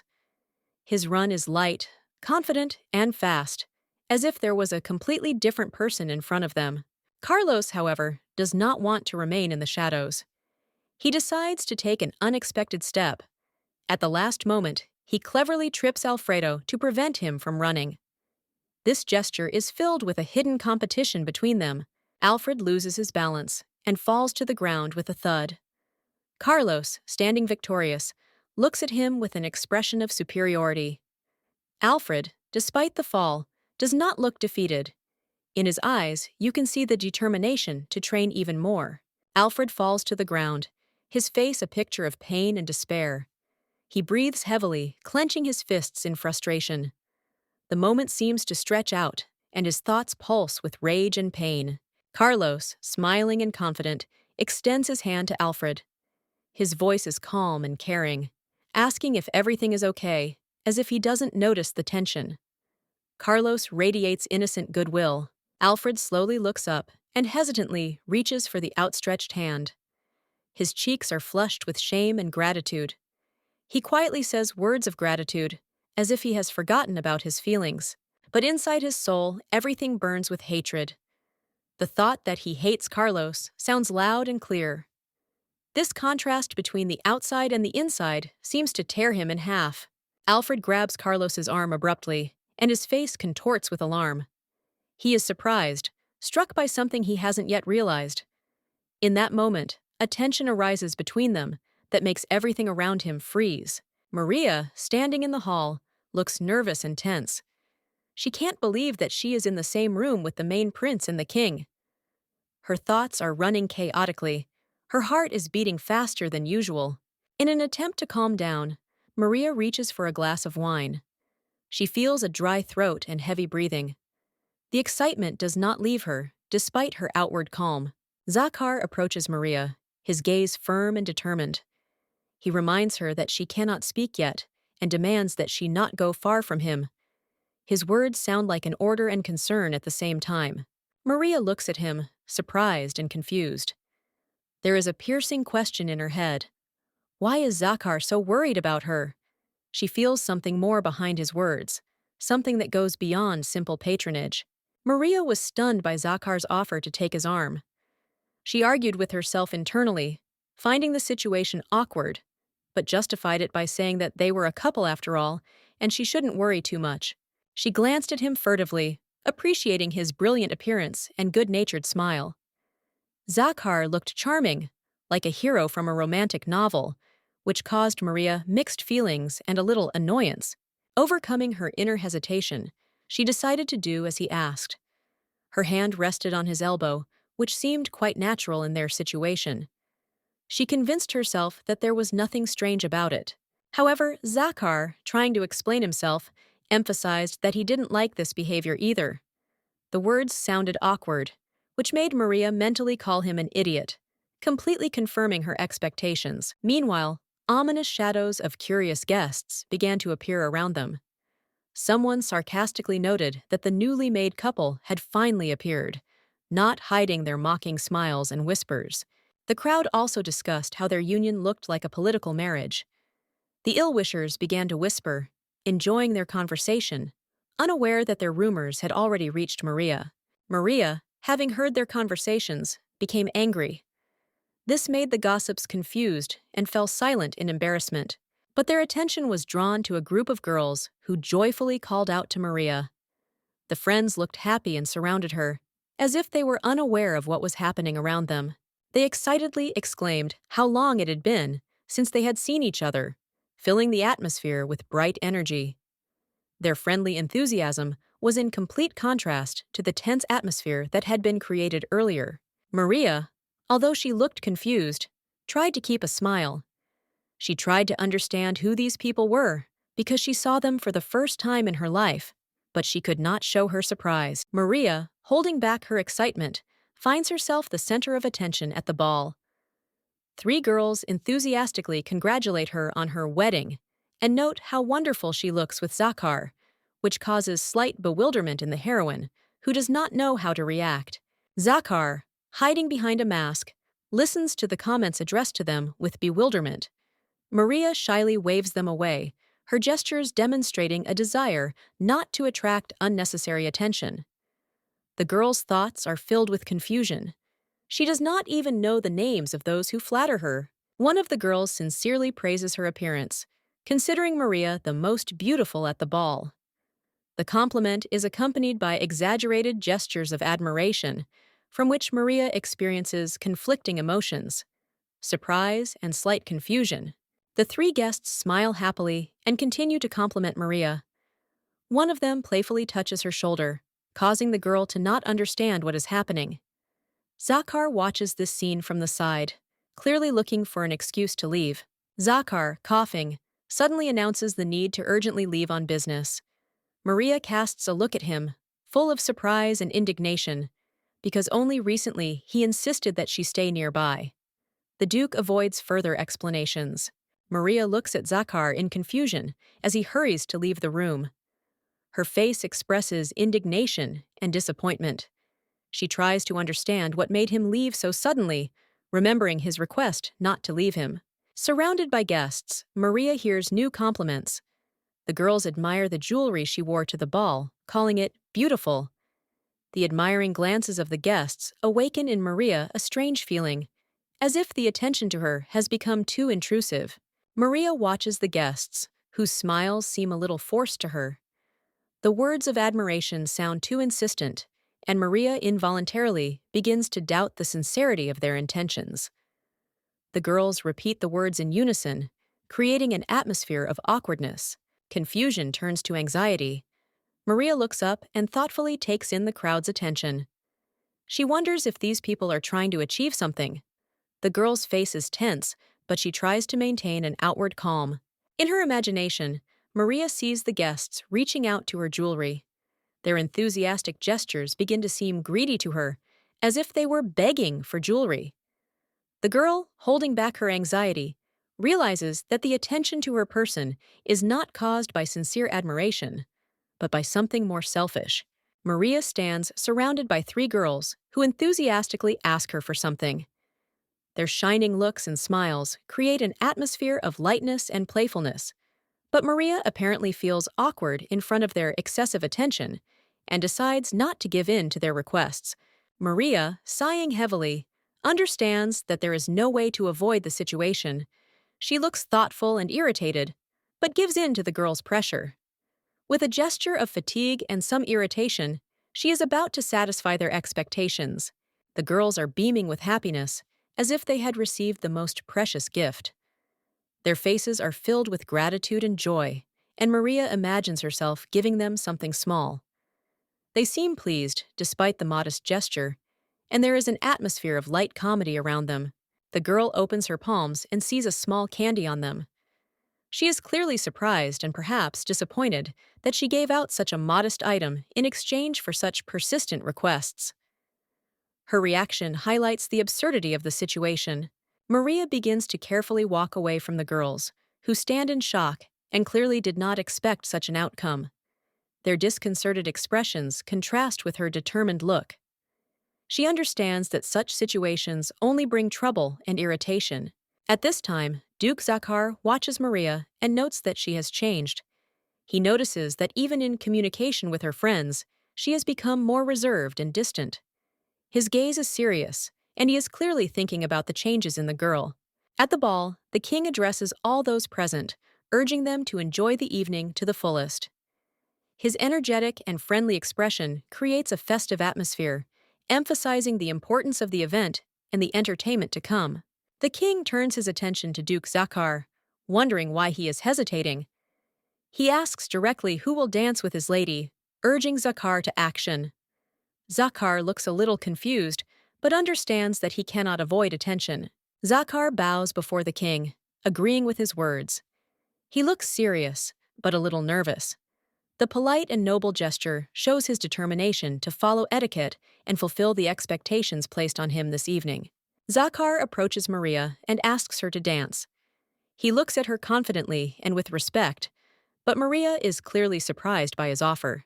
Tension arises between them, filled with curiosity and slight surprise at such an unexpected turn. Maria is clearly unhappy with what is happening, clutching her glass and looking away. Something about the situation irritates her, but deep down she knows that this cannot be avoided. Zachar confidently grabs Maria's hand, declaring that this is the king's order. The girl has no choice but to follow him, although she is full of indignation. The rumors about Maria's dancing skills do not come true in Zachar's eyes. He mockingly criticizes her movements, and the girl, indignant, retreats in complete confusion. Maria's irritation grows. She wonders why Zachar is behaving so provocatively, since it was he who insisted on this dance. Her indignation turns into determination to prove something. Maria remembers taking dance lessons after work, so she could one day shine at a ball. Recalling the effort she put into training, she becomes determined not to embarrass herself in front of the Duke. Her eyes sparkle with fire, and Maria firmly decides to take the situation into her own hands. She mentally vows to show Zachar what she is really capable of. Let him regret his words. The king, watching the couple, watches with interest what is happening. He is surprised by how this unexpected duel in the dance between the Duke and the restless Maria is unfolding. Zachar strictly warns the girl not to make any sudden movements, holding her as if she cannot control herself. However, Maria indignantly promises not to obey his commands. Maria no longer tries to restrain herself. Their dance turns into something completely uncontrollable, attracting the attention of everyone around. The guests are surprised to hear how intense this situation has become. The girl in the blue dress whispers to her friend that Maria has gotten too carried away. Meanwhile, the tension between Maria and Zachar reaches its peak. Their dance now resembles a real battle on the dance floor. At the ball, Maria and Zachar dance, but his displeasure slips through in words about their movements not matching the music. Maria, without losing confidence, insists that this is her best ability, trying to save face in front of her partner. In a fit of awkwardness, Maria steps on Zachar's shoe. Her stiletto heel leaves a noticeable mark on his shoe. Zachar barely hides the pain, and Maria realizes her mistake and begins to mentally justify herself. Zachar, not hiding his surprise and slight irritation, freezes in place. Maria admits her mistake, but this only adds to the tension between them. The dance is interrupted, and the situation becomes even more awkward. Blushing with embarrassment, Zachar nervously steps aside, while Maria decisively leaves the dance hall. A mixture of annoyance and pride boils up inside her, and Zachar remains puzzled by her behavior, at a loss for words. Maria leaves the brightly lit hall and goes outside to calm down. The cold night air invigorates her, but she continues to mentally replay the recent episode. She crosses her arms, trying to warm herself up and compose herself. In the distance, she notices noise and a crowd of people. 2 guards are helping a small boy in a white suit. This is Prince Carlos. Maria stops in amazement, not understanding what has happened, and begins to approach. At this time, she notices Alfred, who is standing to the side with his head down. Maria is shocked by his presence and anxiously says his name, wondering why he is here and what connection he has with the incident. Carlos smiles at Alfred, offering his help. His calm voice and smile create an odd contrast to the tense atmosphere. Alfred, clenching his fists, glares at Carlos and shouts that he hates him. Maria's internal monologue reflects her confusion. Why is Alfred reacting this way, and what caused such a conflict between the boys? Carlos calmly offers his hand to Alfredo, offering to help him up. His gesture of kindness surprises Maria and makes her wonder about the hidden reasons for what happened. She watches the 2 boys closely, sensing the approach of a new drama. The boy with yellow eyes, Alfred Brown, holds Maria's hand, and cruel thoughts echo in his mind. He is told that he is not like his father, and that his place is in doubt. Alfred's eyes are full of confusion and pain. Alfred hears even more painful words. He is accused of inferiority and told that he inherited cruelty from his dead mother. His eyes widen in shock, and lightning strikes in his head. In the heat of the moment, Carlos, who is standing next to him with red hair, loses his composure and abruptly hits Alfred. He cannot stand the insults directed at his friend's mother. Carlos screams and defends his mother. Carlos, who had made the sudden gesture, steps back. His eyes are full of fury, but suddenly he loses his balance, as if stunned by his own impulse. He sways and falls awkwardly backwards. Carlos falls to the ground, and Alfred looks at him in surprise. Both boys find themselves in a confused position in the middle of the garden, surrounded by silence and tension. Alfred's gaze softens. His hands tremble. Alfred tries to speak, but the words get stuck in his throat. He looks scared and stunned. His eyes are full of shame and regret for what happened, but he can't find an explanation for his actions. Carlos, sitting on the ground, yells at Alfred. He doesn't understand what he's doing and accuses him of behaving incomprehensibly. His voice is full of indignation and resentment, as if he didn't expect a blow in return. Carlos's screams attract the attention of the guards, who run to the prince. They call him Your Highness in panic and try to figure out what is happening. Carlos is sitting on the ground, his face expressing anger and bewilderment. Carlos raises his hand and points at Alfred. He explains furiously that he tried to help and extended his hand in friendship, but Alfred pushed him away. The prince sounds hurt and confused, as if he had been betrayed. Alfred, still sitting on the ground, clenches his fists and tries to explain.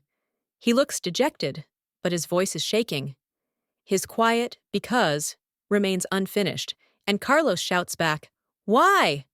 The situation between the boys remains tense and unresolved. Alfred Brown stands silently, listening to the insults directed at him.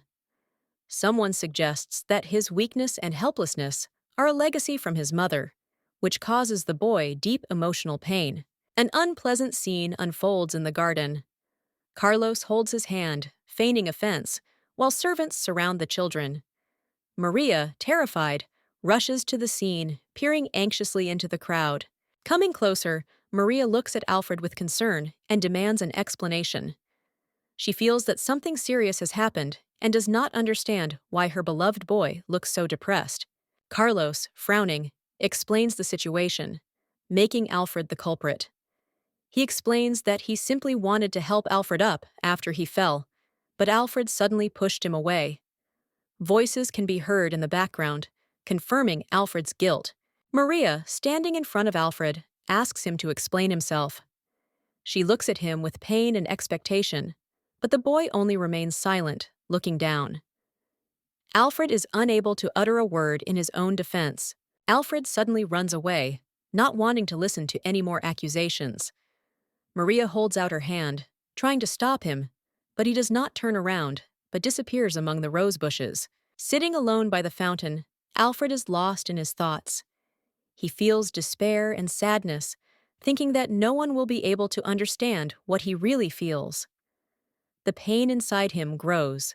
Alfred reflects on his curse, the ability to sense other people's emotions through touch. He can't tell anyone about it, because it seems like too much of a burden to others. Maria finds Alfred at the fountain. She stands next to him, holding an umbrella from the rain, and listens silently. Alfred feels a little calmer next to her, but does not dare to speak first. Finally, Maria gently places her hand on his shoulder, showing that she is there. She is sure that there is an important reason for Alfred's silence, and promises not to rush him, letting him know that he is not alone. Maria looked at Alfred with a warm smile. She understood that it was hard for him, but she did not pressure him, respecting his silence. She assured him that it was his right not to talk about what was tormenting him, and no one had the right to judge him for it. Maria and Alfred were sitting under a large umbrella. The rain was pouring down without stopping, but a cozy world seemed to have arisen around them. Maria thought that she would always be on his side, no matter what happened, creating an atmosphere of safety and trust. Alfred sat with his head down, his eyes full of doubt and regret. Maria's words had touched something deep in his soul, but he remained silent, trying to find the strength to admit what was weighing on him. Maria looked at him with sympathy and understanding. Alfred had finally admitted that he had indeed pushed Carlos away. His voice was low and barely audible. He hadn't meant to do it, and his confession sounded like a desperate attempt to justify himself. Maria continued to listen, holding the umbrella and protecting the boy from the rain. Alfred explained that his action was not the result of a desire to cause pain, but something more than he could share now. He looked down, self-consciously withdrawing. Maria showed him a note asking the reason for his action. Alfred shuddered, as if this question had pierced him through and through. He could not answer, and said that he was simply not in a position to explain his motives now.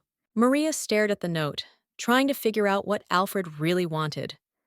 Her thoughts were focused on trying to get to the deeper meaning of his words, as if every action the boy took had an important hidden reason.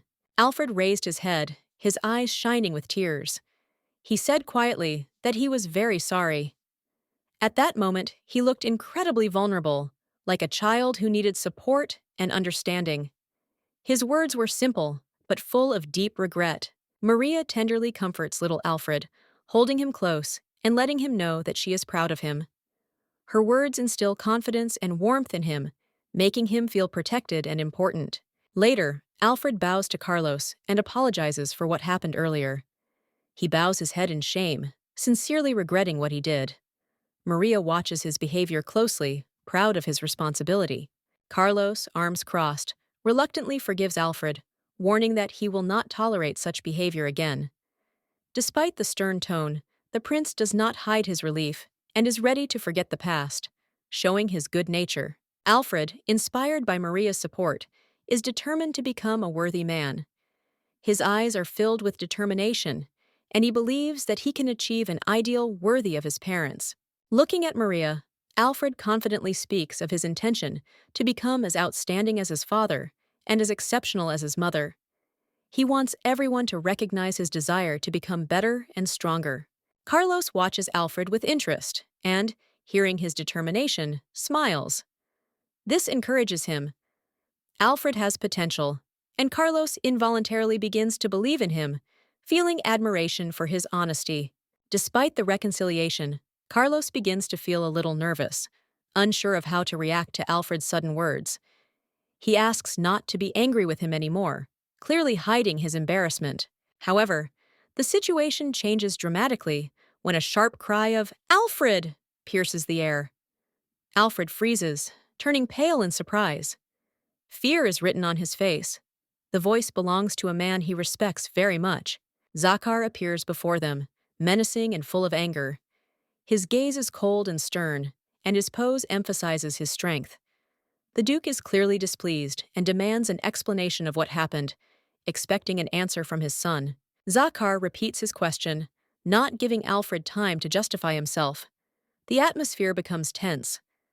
Maria and Carlos watch silently, and Alfred, frozen with fear, understands that he must take responsibility. Maria confidently defends Alfred, but does not hide her irritation at the situation. Duke Zachar steps forward, his face stern and determined. He demands an explanation from his son, accusing him of a rude act against Prince Carlos. Zachar turns to Alfred angrily, his voice full of reproach. He asks if he really pushed Prince Carlos and why he did it. Alfred stands silently in front of him, his head down guiltily, unable to explain. The Duke sighs heavily, his anger mixed with fatigue. He looks at his son with disappointment and utters a few words full of reproach. Maria watches what is happening tensely, but remains silent for now, clenching her hands into fists. Zachar bows deeply and apologizes to Prince Carlos. He promises to punish Alfred severely for his rudeness and asks him to forgive his son. Maria stands nearby, holding Alfred by the shoulder, her gaze intense. Carlos, despite his youth, shows nobility. He admits that Alfred did not mean to hurt him on purpose and says that he is not angry. His words calm the situation slightly, but the tension remains. The Duke thanks the prince for his understanding, but decides to leave Alfred in the mansion to punish him for his misdeed. Zachar looks unwavering. His decision is final. Maria and Alfred leave the hall, accompanied by the Duke. Zachar, arms crossed over his chest, harshly tells Alfred that he is not good enough for the Brown family. He orders his son to be left here until he comes to his senses and changes his behavior. His words sound like a final sentence. Alfred runs after his father in despair, his eyes full of tears. He screams, begging Zachar to forgive him. The boy stretches out his hand, trying to reach his father, but he remains adamant. Maria looks at Zachar with bewilderment and pain. She insists that upbringing should not be so cruel, but the Duke insists on his own. He asks her not to interfere, stating that this is a necessary process for her son. Maria is left alone with her thoughts. She understands that Zachar would not have done this without a good reason. She clenches her fists, confident that the real problem lies deeper, and decides to figure out what is happening herself. Alfred Brown is shivering in the cold, sitting alone in a dark place. His cheeks are red, and he is thinking about how hard it is to be unloved by his father. He seems sad and vulnerable, deep in thought. He clasps his knees, his gaze fixed downwards. Alfred is convinced that his father really does hate him, and this thought hurts his little heart. The situation seems hopeless, and his loneliness weighs heavily on his soul. Suddenly, Alfred hears a noise and looks up. In front of him, he can see the bars of a door, behind which stands Maria. Her face is illuminated by a warm light, and Alfred peers at her in surprise, not understanding what is happening. Maria calls his name and asks him with concern what he is doing in such a place. Alfred rises to his feet, pressing himself against the door and peering through the bars. Maria looks worried and concerned. Maria reaches through the bars and hands Alfred a bag of buns. He looks at her in surprise, not believing his eyes. Alfred doesn't understand why Maria cares about him, but a warm feeling of gratitude awakens inside him. Alfred hurries to move the chair to reach the bars. He grabs the back of it and pushes with all his might, hoping to reach the gift. The boy's efforts demonstrate his desperation and desire to feel cared for, at least for a moment. Finally, standing on a chair, Alfred reaches for a bun. Maria smiles and reaches out even further to pass the food. This small moment becomes a real salvation for Alfred from feeling lonely. In the dim light, they hold the bun together. Alfred thanks Maria for her kindness. The girl promises that she will not leave him alone and will be there to support him in this difficult time. Alfred clutches the bun and begs Maria to come home and rest. He cares for her as she has cared for him, despite her own plight. Maria looks at Alfred with sadness and warmth. Her gaze is filled with tenderness, and she understands how lonely and cold the boy is. A determination to always protect him is born in her heart. Maria peers through the bars of the cell and is amazed by what is happening. She tries to understand whether Alfred was really able to read her thoughts, because she did not say a word. Her amazement is mixed with anxiety. The situation seems impossible. Alfred stands in shock, his eyes wide. It's as if he's heard something that has shaken him to the core. The air is icy cold in the space between them, and the boy, shaking, can't find the words. His surprise is almost helpless. At that moment, they both feel a strange connection. Maria, illuminated by the magical light, involuntarily understands that Alfred somehow knows her thoughts and feelings. The boy looks at her in confusion. Their gazes intersect, and the truth becomes frightening. Maria wonders how this could have happened. Her anxiety is growing. After all, she didn't say a word. Her pink eyes are full of worry, and the question, "How did he understand all this?" is spinning in her head. She feels that the secret of her thoughts has been revealed. The fear intensifies. Maria tensely asks herself how Alfred can know about her thoughts. Guesses and panic appear in her head. Her heart beats faster, because she does not understand what is happening, but she clearly feels that things are taking an undesirable turn. Alfred, looking guilty and scared, realizes that he has learned of Maria's feelings. His face flushes and his voice trembles. He tries to find an excuse, but the words fail him, because the truth is too incredible for an ordinary person. A mixture of panic and joy overcomes Alfred. He tries to hide his embarrassment and smiles nervously, saying that he did not expect such a visit from Maria. His words sound awkward, and he himself awkwardly fidgets with his hands. Maria, watching Alfred through the bars, realizes that the situation is getting out of control. Her face expresses discontent and tension. Inside, she realizes that things are going wrong, and there is no easy explanation. Alfred stands on a chair, looking thoughtful and serious. He understands that what happened cannot be explained from the perspective of an ordinary person. His thoughts are focused on what happened, and his face is filled with hidden anxiety. Maria is lost in thought, touching her lips with her finger. She reflects on how no one can really know someone else's thoughts. But now, thinking about what happened, she feels that an incomprehensible magical connection with Alfred has appeared in her life. Maria, thoughtfully pressing her hand to her lips, is surprised by the new information about Alfred's unusual powers. She cannot believe that the boy has such an ability and begins to suspect a hidden meaning in it. Alfred, standing in front of the door, catches the note that Maria hands him through the bars. Her words sound like a cautious question. Does he really know what other people are thinking? Maria wants confirmation of her suspicions. The girl continues her guesses and cautiously suggests that Alfred's unusual ability may be somehow connected to the incident that occurred, in which Prince Carlos is involved. She waits for an answer, holding another note in her hands. Alfred reads the note and nervously replies that it is not at all as Maria suggests. He tries to explain the situation, but feels uneasy under her gaze and the pressure of her words. Maria watches his reaction and thinks that such evasive answers only make Alfred even more suspicious. Her persistence does not allow the boy to hide the truth, despite his attempts.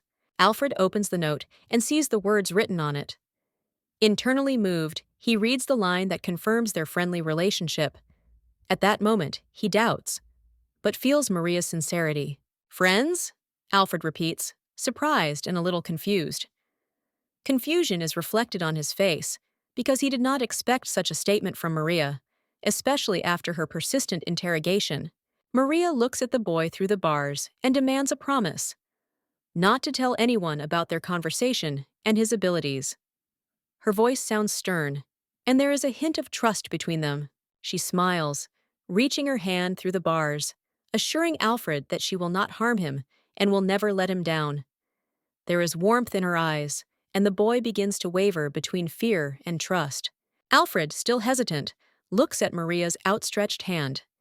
He cannot refuse her words, and despite his fear, he cautiously accepts her promise. His eyes are filled with anxiety, but he agrees. "Okay." Maria looks at Alfred with tenderness and sympathy, as if promising to protect him. She does not want to leave him alone, understanding how hard it was for him. Alfred, standing on the bench, reaches out to Maria through the small window in the wooden door. Their hands touch, and he finally finds comfort in this gesture. The boy had been in pain all this time, but he showed no weakness. Little Alfred breaks down and starts crying. He had to keep a huge secret alone, which was too much for a child. He tried to hold on, but now his feelings are overwhelming. Maria, looking at the crying Alfred, cannot hold back her tears. She does not understand why she is crying, but the boy's despair touches her to the depths of her soul. Their pain turns out to be connected. Alfred holds Maria's hand and tells her that he can hear the thoughts of people he touches. This gift has been both a blessing and a curse for him, as he can feel the pain of others. Maria listens attentively to his confession. She asks if it only happens when they touch, and Alfred confirms. Their clasped hands become a symbol of trust and understanding. Alfred, looking at Maria with concern, asks the question, "Is she afraid of him?" He is used to fear and rejection from others, so he is worried about her reaction. Maria replies that she is not afraid, but she does not understand why Alfred treated Prince Carlos badly, because his actions came as a surprise to everyone. Alfred explains that Carlos tripped him and he fell. In the face of hurt and injustice, his abilities kicked in, and he saw something that made him do it. After the fall, Alfred extended his hand to Prince Carlos, and at the moment of touch, he heard his thoughts. This event became a key moment that changed the boy's attitude to the world around him. Alfred Brown, a little boy with golden eyes, holds the hand of an adult, barely holding back tears. His face is sad, and his eyes are full of pain. He heard hateful words addressed to him and was shocked by this. Maria, a girl with white hair, stands in front of the latticed window. Her gaze is sad but sympathetic. She listens to Alfred, understanding that he is hurt not only by what was said, but also by the past, which he remembers with difficulty. Alfred continues to speak, his voice shaking with emotion. He tells how the Carlos he remembers laughed at the memory of his dead mother. It was unbearable, and he could not simply remain silent. Maria listens attentively through the bars of the window. Her eyes reflect compassion. Alfred says that his rage flared up instantly. He became angry, but the words stuck in his throat, and he could not answer the offender. Tears stream down Alfred's cheeks. He trembles, wiping them away with his hand. The little boy breaks down in sobs, remembering how helplessly silent he was in the face of injustice. He feels shame and anger at the same time. The image of his mother, tender and beautiful, comes to his mind. He vividly sees her bright smile and loving gaze. Her memory is sacred to him, and any insult to her becomes unbearable. Now Maria sees the boy standing on the chair, clinging to the bars. Her heart aches with the understanding of his pain. He admits that this is why he pushed Carlos. It was the only way he could express himself. Maria continues to watch Alfred silently, her gaze sad but deep. She understands that everything he did was to protect precious memories, and not with malicious intent. Alfred, still shaking, says he wants to become a strong and outstanding man. His voice grows firmer. He must do this so that no one will dare insult his mother again. With his head held high, Alfred vows before Maria and himself that he will protect his mother's memory. He will never again allow anyone to harm her name, no matter what strength or decision it takes. Maria looks sadly through the window bars, remembering Alfred's words. She understands why he decided to support her then. Her gaze is full of longing and thoughtfulness, as if she found the answer to the question that had been tormenting her for a long time. Alfred confidently promises Maria that he will try. His determination inspires the girl, and she promises that she will support him in everything. Maria smiles, her eyes shining with sincere warmth and support. Alfred joyfully extends his hand, surrounded by flowers, and with a smile on his face, he speaks of how happy he is that Maria has become his friend. His words are filled with childlike sincerity and genuine joy. Maria and Alfredo make a promise by interlocking their little fingers in a sign of friendship and mutual support. The moment is full of tenderness and hope, as if they are vowing not to abandon each other and to move forward together. A boy in a green suit climbs onto a chair to reach the window where Maria stands behind bars. She holds his hand, and their fingers touch. Suddenly, something happens, and Alfred loses his balance, crying out in fear.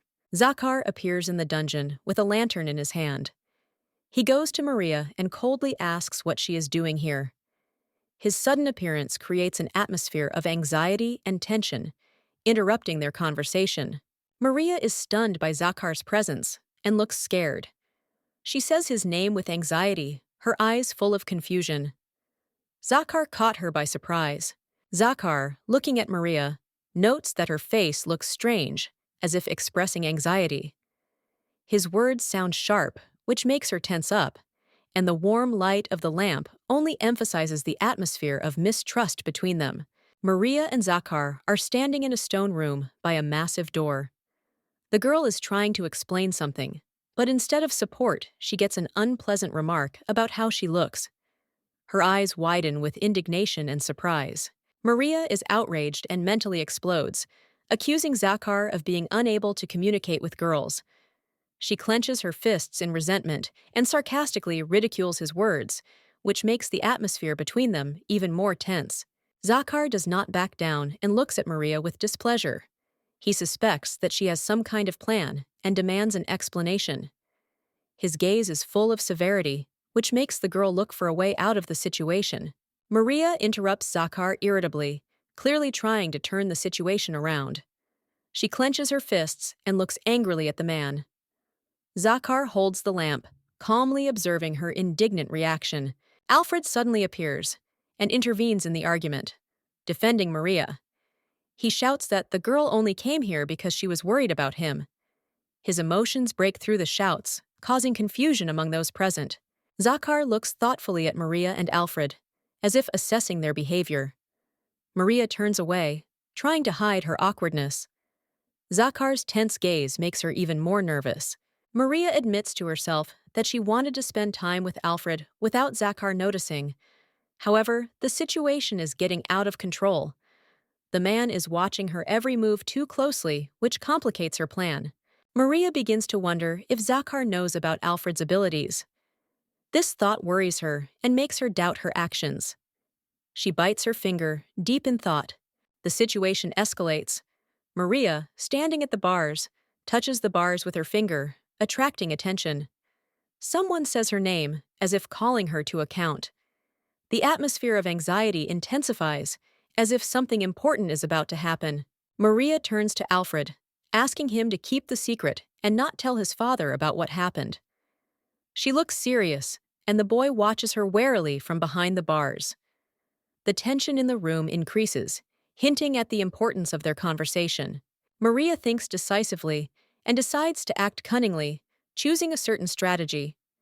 Her gaze speaks of firm confidence, and in her thoughts she turns to Alfred, showing her readiness to overcome the situation. Alfred looks up at Maria, confused and slightly scared. His silent expression shows that he feels guilty and does not quite understand how to cope with what is happening. His gaze is full of uncertainty. Suddenly, Zachar appears, asking a question full of anger and suspicion. Maria looks surprised and tense. Her posture betrays an attempt to defend herself. The atmosphere is tense.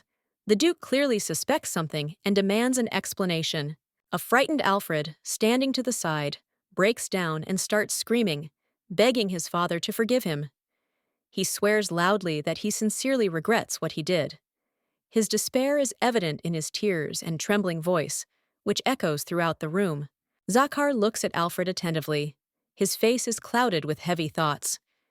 He is in no hurry to react, thinking over what he has heard. His stern look and cold words reveal disappointment and firmness in his decision.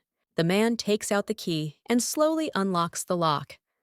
The sound of the mechanism is heard in the silence of the room, and his calm actions contrast with the emotional background of the situation. Zachar makes a decision, but expresses it with restraint and calculation. Zachar leads Alfred out of the room, holding a lantern in his hand and pointing him forward. The boy obediently follows his father, his head down. The darkness of the corridor and the cold light of the lantern emphasize the importance of the conversation taking place. The Duke sternly warns Alfred never to be rude to members of the royal family and reminds him of the consequences. His words sound like a final sentence, and his face remains impassive. Zachar makes it clear that there will be no second chance. Alfred barely holds back his tears and whispers, "Yes." His face expresses deep sadness and fear of his father's disappointment. He realizes his mistake and the gravity of the situation, standing under Zachar's stern gaze. Maria, clenching her fists, looks furiously at Zachar, standing next to Alfred, who sadly lowered his head. She realizes that the guy in front of her is not just an ordinary offender. The determination to protect Alfred at any cost is growing inside her. Zachar, keeping an indifferent expression on his face, calmly reminds Maria that her anger does not matter. He reproaches her for not even wanting to know the truth about Alfred's actions, and tries to confuse her with his cold-bloodedness. But Maria does not give up. She furiously tears out a sheet of paper and begins to write with such force that the pen leaves deep furrows. Her thoughts are clear. She will not allow injustice to go unpunished, even if the whole world is against her. With an expression of determination, Maria presents the proof. Carlos tripped Alfredo, causing him to fall. She demands justice, openly outraged, and will not tolerate silence. However, Zachar, sighing heavily, answers almost indifferently that he doesn't care. Neither Carlos's guilt nor Maria's explanations change his decision.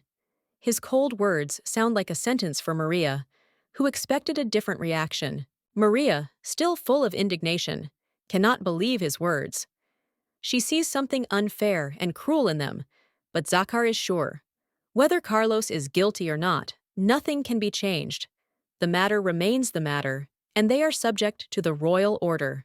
Mary, not holding back her emotions, explains that serving the royal family comes with restrictions. They are forbidden to act in retaliation or take any action, even if it is just. Alfred stands nearby, his eyes full of pain and shame. Zachar, without looking away, repeats his order. He warns Maria not to interfere in the process of Alfred's upbringing, otherwise she will only harm him. Zachar says this confidently and irrevocably, as if finally putting an end to it. Maria, gritting her teeth in frustration, shakes her head, unable to contain her rage. The fire inside her continues to burn despite the Duke's words. She is determined not to give in, despite the pressure he puts on her. Maria looks at Zachar with a challenge. Her determination grows stronger with each passing moment. She makes it clear she will never give up on this idea, even if she has to fight alone. Her gaze is full of anger, but also of strength that cannot be broken. In the half-light of the night, Alfred looked confused, trying to say something. Maria and Zachar stood nearby, illuminated by the light of the lantern, carefully observing his behavior. The boy was tensely thinking about how to stop what was happening. Gathering his courage, Alfred pointed to the window with surprise and alarm in his voice. His eyes widened, as if he saw something unusual. Maria and Zachar became wary, turning their attention to the boy and his gesture. Outside the high window, a bright moon shone, surrounded by clouds. Alfred raised his hand and confidently pointed at it. It was as if he was trying to convince his companions that the mistress of the moon was laughing at them and their actions. Maria and Zachar looked at Alfred in confusion, not understanding what he was talking about. Zachar frowned, and Maria feigned surprise on her face. Both glanced towards the window, but there was nothing unusual there. Zachar and Maria exchanged glances. She began to doubt the reality of what was happening, finding it difficult to find words. Zachar looked thoughtful, trying to understand why Alfred was acting so strangely. For them, there was no one in the window. Maria felt relieved and smiled slightly, admitting that she had momentarily lost focus. She glanced at Alfred again, noting his seriousness and unwavering confidence. The tension in the air was growing. Maria and Zachar started arguing. Their glances were lightning bolts at each other. They tried to understand what was going on, but each stuck to his own opinion. The situation looked absurd and funny. Suddenly, Maria changed her tone. She gently approached Alfred, took his hand, and asked if he could tell her about his power. The scene took on a gentle and magical mood, as if time had stopped. Alfred's face lit up with a wide smile. His eyes sparkled with happiness, and he enthusiastically agreed. It was as if stars were shining around the boy, giving him an amazing magic and purity. Zachar looked at this picture attentively. His wary gaze betrayed his growing anxiety. He noted to himself that Maria and Alfred were holding hands, and wondered how long ago this had started. Malio holds the letter with a slight smile, and asks Zachar with interest if he has let Alfred out of the punishment room. His gaze is mocking but caring, as if he knows very well how the Duke treats the boy. Zachar leans languidly on his arm, answering with an unperturbed expression. His tone is cold, but there is weariness and hidden worry in his eyes. Perhaps Alfred really has caused him more trouble than he wants to admit. Malio is surprised when he hears that the Duke planned to leave Alfred in the room until the next day. A guess flashed in his eyes. Zachar, despite his strictness, was worried about the boy, and his words were just a mask. Catching himself on this thought, Malio grins. Zachar notices this and looks away, as if hiding something. A slight smile flashes on the face of his subordinate. He understands that the Duke is not as insensitive as he tries to seem. Zachar, pondering the situation, nervously paces back and forth. His thoughts are confused, which makes Malio chuckle. The situation is clearly awkward. There is tension in the air and a hint of awkward concern for Alfred. Having collected his thoughts, Malio hands Zachar an envelope with an important letter. The Duke frowns and takes it slowly, as if he senses something unusual. His gaze is focused, and his hand squeezes the envelope. Zachar opens the letter and learns that it is an invitation from Marquis Darn. His eyes darken with thought. The event promises to be significant. The scene shifts to a majestic city where future changes await them. Alfred looks out of the carriage window with delight, enchanted by the scenery. His golden eyes sparkle with admiration. The nature, the castles, and the blue sky seem like fairy tales to him. Joy fills his entire small figure. Zachar sternly warns Alfred not to stick his head out, which makes the boy flinch. Maria smiles next to him, her calmness softening the atmosphere. Alfred sits down obediently, but his eyes still sparkle with interest. The boy does not hide his happiness. They will meet Maria's family for the first time. Alfred dreams of this day impatiently, his voice ringing with joy. Maria and Zachar watch silently, sharing his enthusiasm, albeit in different ways. Maria radiated calm and a soft smile that did not foretell anything bad, but her thoughts were not so optimistic. Her gaze betrayed the anxiety that she tried to hide under a mask of confidence. Her patience snapped when, amidst the excitement and hesitation, she abruptly expressed her dissatisfaction with what was happening. Maria, not hiding her irritation, complained to Zachar and Alfred, clearly not delighted with their upcoming visit. Maria sighed heavily, realizing that there was no point in arguing. She felt cornered. The journey had already begun, and there was no turning back, despite her reluctance to face the difficulties that lay ahead. The Darn house loomed on the horizon, and the memory of that family made her shudder inside. Maria could not hide her uneasiness, thinking about the dark reputation of that family, where secrets and intrigues flourished. More and more confident in her guesses, Maria felt something was wrong. She suspected that Zachar and the Darn family were somehow connected. Her intuition told her that unpleasant discoveries awaited them ahead. Maria looked confused and depressed from the gravity of the situation. She tried to calm down and mentally promised herself to have a drink as soon as this was all over. Everything that was happening was getting on her nerves, as if it was a waking dream. A massive, gloomy building appeared before their eyes. The Darn mansion. Zachar called for everyone to enter, inviting Maria and Alfred to follow him. The silence increased the tension that was felt in every step they took. Marquis Darn appeared at the threshold with a challenging smile, extending his hand to the guests. His greeting was overly cordial, but there was something unkind in his eyes that made Maria's insides go cold. Maria, observing the Marquis, came to the conclusion that he was too much like a classic villain.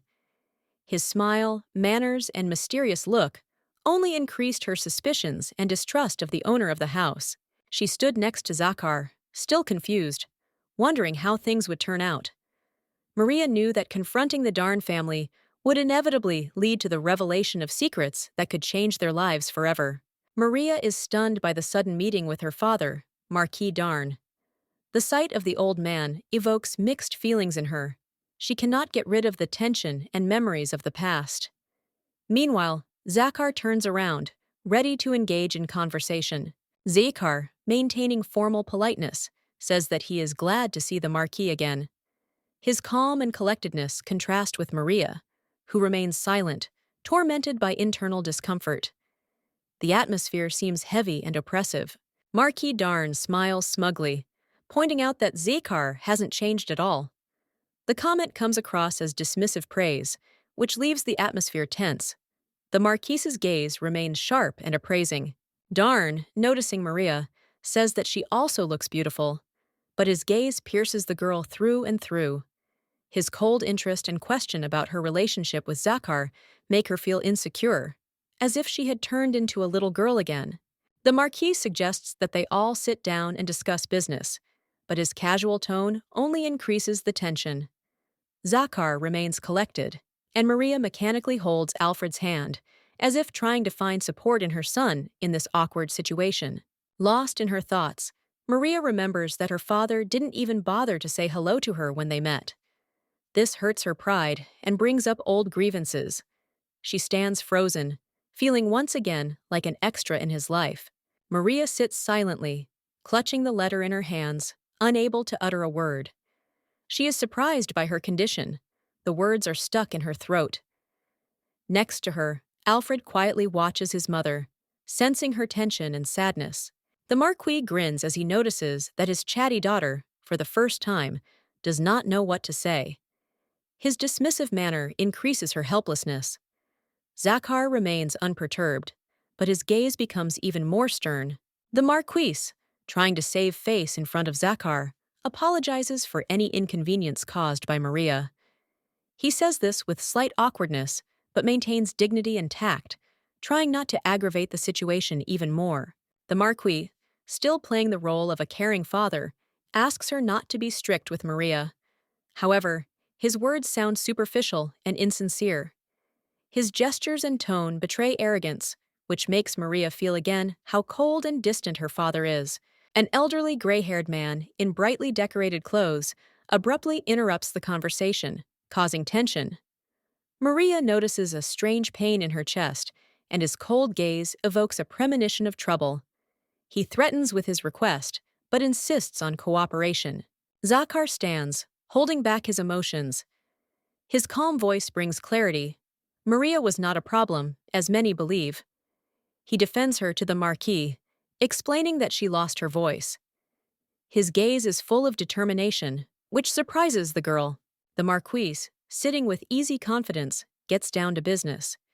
He demands an expansion of the mining business, but for this, he needs the king's permission. There is a hidden challenge in his words that arouses suspicion in those present. Maria tenses up and begins to analyze the Marquis's words in her mind. His abrupt transition to the matter seems suspicious, and she assumes that he is trying to manipulate Zachar for his own interests and the support of the king. Zachar's attentive gaze betrays his wariness. He looks at the Marquis carefully, as if trying to guess his true intentions. His voice sounds reserved, but questioning. He demands to know what exactly the Marquis means. The Marquis, aware of his advantage, is relaxed. He confidently states that he does not expect an immediate response to his proposal. His smile and demeanor radiate self-confidence, which only increases the tension in the room. Maria and Zachar look at the Marquis with apprehension. They understand that there is something more than just business hidden behind his words. Young Alfred is also tense and seems to sense an approaching storm, but he remains silent, watching the adults. Zachar sits at the head of the table, and Maria is next to him. He prepares to give an answer, but an oppressive silence hangs in the air. The Marquis continues with a grin, as if he already knows that he will win this verbal duel and get his way. The situation is electrifying. Maria, Alfred, and Zachar are in a difficult situation. Suspicions are growing, and each of them understands that refusing the Marquis could lead to catastrophic consequences. Marquis Darn invites Zachar and his family to visit the mines to better understand the scale of the extraction. The Marquis's words seem friendly, but his smile hints at hidden intentions, and the air is tense. Zachar looks thoughtfully at the Marquis, pondering the meaning of his words. He understands that the mining industry is a key element of the country, and every step they take requires caution. The details of the situation raise alarming thoughts. The Marquis laughs and praises Zachar, noting his intelligence and insight. However, behind this praise lies a subtle calculation. He carefully watches the reactions of those present, enjoying control over the conversation and the scenario being played out. Suddenly, the Marquis turns the conversation to the children, which enrages Maria. Her gaze fills with hatred, and anger boils inside. Maria understands that this conversation is an attempt to press on a weak spot and discourage their family. Maria angrily clenches her fists, looking at Alfred, who is sitting next to her. She is indignant that the boy has become an involuntary witness to the Marquis' offensive innuendos. Inwardly, she is ready to protect her son at any cost, but tries to maintain external calm. The Marquis looks calmly at Alfred and provocatively asks him who he would like, a brother or a sister. The boy looks confused, his cheeks flush. Maria notices this and feels her anger towards the Marquis growing. Maria exclaims abruptly and emotionally that she already has a child, showing how much she values Alfred. The boy cuddles up to his mother, and his gaze expresses complete trust. The Marquis, however, continues to maintain his smug smile. The Marquis, with slight mockery, hints that Maria and Alfred are powerless to change anything. His words sound like a challenge, and his posture demonstrates confidence. This aggravates the situation and makes Zachar prepare for a decisive response. Zachar, without changing his facial expression, says a firm no. His voice is calm and cold, like a knife blade. The Marquis freezes for a moment, realizing that his game has failed. With his refusal, Zachar sets a clear line of what is permitted. Silence fills the hall. Zachar looks at the Marquis with icy determination, demonstrating that he will not tolerate insults. Maria feels supported, and Alfred relaxes next to her. The Marquis understands that his influence has not worked. Zachar confidently explains that Alfred only communicates with those he trusts. Nearby, worried Maria and little Alfred, sheltered by her care, closely monitor the situation, experiencing a mixture of surprise and caution. The white-haired man smiles and offers to do something special for Alfred in honor of his first visit. His friendliness and light tone ease the tension in the room, creating an atmosphere of good nature. Alfred, cautiously pressed into Maria's arms, finds no words for the proposal. His gaze is filled with mistrust and fear as his uncle's outstretched hand approaches him, causing even more alarm in those around him. Daniel enters the room, his voice calm and confident. After greeting his father, he immediately attracts attention with his posture and his bright, almost ethereal appearance, which contrasts with the surroundings. Daniel, smiling softly, asks if Zachar has gotten into an awkward situation. His polite and calm tone softens the tension, and there is a slight mockery on his face, as if he already knows the answers to his questions. Maria continues to comfort Alfred, holding him close. Daniel, kneeling next to her, apologizes for what happened and addresses the child with understanding, as if trying to smooth over the misunderstanding that had arisen.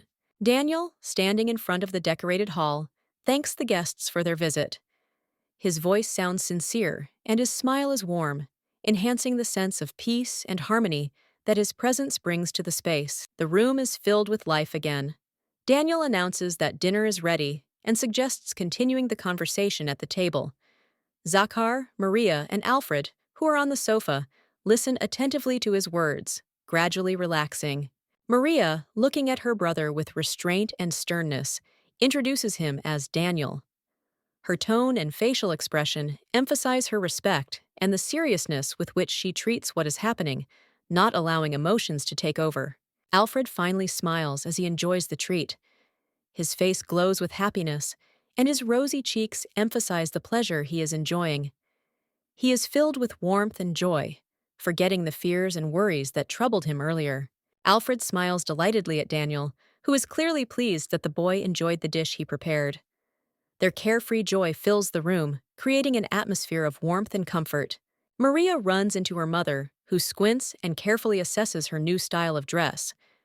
The woman notices that her daughter no longer wears so much jewelry, which surprises and worries her.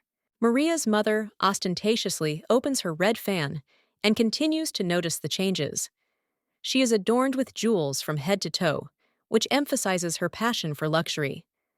The flowers around her enhance her majestic image. Admiring herself, Maria's mother exclaims with exaggerated horror that she has too many ornaments. Maria, depicted in a comical form, looks confused, irritated by her mother's obsession and comments. Maria patiently listens as her mother draws conclusions about her changes. According to her, Maria's inner energy has changed, her preferences in clothes have changed, and her voice seems to have disappeared somewhere. Maria is clearly tired of these absurd remarks. Meanwhile, Zachar, looking serious and collected, approaches Marquis. He offers to discuss the mine and invites him to a meeting the next day. Zachar does not hide his interest and businesslike approach. Maria, lost in thought, dreamily recalls her past life. She is interested in mines because she previously worked in a metal factory. She is curious to see the mines of another world, which gives her thoughts a new purpose. Maria talks to Alfred with care, explaining her plans to him. She asks if the boy is afraid of being left alone. Alfred smiles and assures that he is not against it, because he trusts Maria. Alfred smiles even wider when Maria gently pinches his cheek. He agrees to her offer on the condition that Maria will be there too. His eyes are filled with admiration and affection for the girl. Zachar notices Alfred's reaction and is surprised by his request. The boy enthusiastically asks if he can go with them to the mine. His serious tone and determination make Zachar think about whether to agree to his unexpected wish. Duke Zachar unexpectedly offers Alfred the opportunity to visit the mine, pointing out that not every aristocrat gets such a chance. He convinces the boy that it will be useful for his understanding of the world and experience. Alfred enthusiastically agrees. His face lights up with happiness and curiosity, which surprises those present. He is genuinely happy to have the opportunity to spend time in a new environment with Zachar. Alfred suggests that Maria accompany them, adding that the trip will be even more fun if the three of them go together. He holds Maria's hand confidently, as if trying to convince her not to refuse. Daniel laughs at the idea, confident that Maria has no interest in mining or quarrying. Remembering her words about not wanting to get dirty, he laughs and teases his sister. Maria suddenly agrees to go, surprising everyone. She holds a note and confirms her decision with words, which delights Alfred and slightly disconcerts Daniel, who clearly did not expect such a turn of events. Daniel notices that Maria has changed a lot. His smile becomes thoughtful, and he watches her with new interest. It seems to him that her determination and behavior are no longer the same as before. The landscape around them changes. High mountains and majestic nature appear before their eyes. Zachar announces that he will accompany them on this journey, which gives the whole scene a solemnity. All the travelers are in the carriage and are watching the breathtaking views. Daniel confidently declares that they will soon see everything with their own eyes, heating up the anticipation and interest of Alfred and Maria. Alfred and Maria look out the carriage window with delight, amazed by the grandeur of the world around them. Their admiration is sincere and genuine, as if they were encountering such a miracle of nature for the first time. The majestic silver mine of Bala, one of the most important financial veins of the country, opens up before them. The mountains seem endless, and their grandeur inspires respect and admiration in the entire group. Maria found a dark stone in the ground, thoughtfully examining it and assuming that it could be something valuable. She realizes that silver mines sometimes contain other minerals, such as tin. Maria is sure that there have been cases in history when tin was mined in silver mines. The existence of such a possibility gives her hope that the stone found may indeed have considerable value. If tin is found in the mine, it means that the place has greater strategic importance. Maria understands that such a discovery could attract the attention of the state, increasing interest in these mines. She concludes that national interest in such mines will increase if other valuable minerals are confirmed. A seemingly unremarkable stone could be the key to new opportunities. However, Maria, looking at Zachar and Daniel, understands that even if she tries to explain her conclusions, they are unlikely to take her seriously. She silently sighs, holding the stone in her hands and assessing the situation. Alfred Brown approaches, and Maria shows him the find. She says that the stone could be valuable and hopes that Alfred's father will understand the importance of the find. Her words are full of hope and determination. Alfred smiles and confidently accepts the stone from Maria's hands. He is encouraged by her trust and promises to take control of the situation, assuring that he himself will make sure that the stone is noticed. Happy Alfred runs up to Zachar and Daniel, proudly showing them his find. He is sure that it is a beautiful and unusual stone, and hurries to share the joy with his father, counting on his approval. Zachar examines the stone with interest and agrees that it is a rare and valuable mineral. His observation confirms the significance of the find, and he and Daniel begin to discuss its possible origin. However, Zachar concludes that it is not silver. He strongly suggests throwing away the find as, in his opinion, it is useless. Maria remains disappointed, but understands that her intuition may still be correct. Maria looks worriedly at Zachar and the workers, who are discussing something important. She does not know what to do and clearly feels out of place among the men immersed in conversation. Her thoughts hover around the uncertainty of the situation. Finding a strange stone on the ground, Maria decides to keep it for herself since no one shows interest. Her movements show slight disappointment and loneliness, but the find awakens curiosity and a spark of hope for something unusual. Standing at the entrance to the cave, Maria looks at the stone with curiosity. Alfred suddenly notices something shiny inside the darkness. His eyes light up with interest, and he begins to approach the entrance, ignoring the warning. Alfred, pointing his finger into the depths of the cave, shouts that something is sparkling inside. He immediately rushes inside, causing concern in Maria.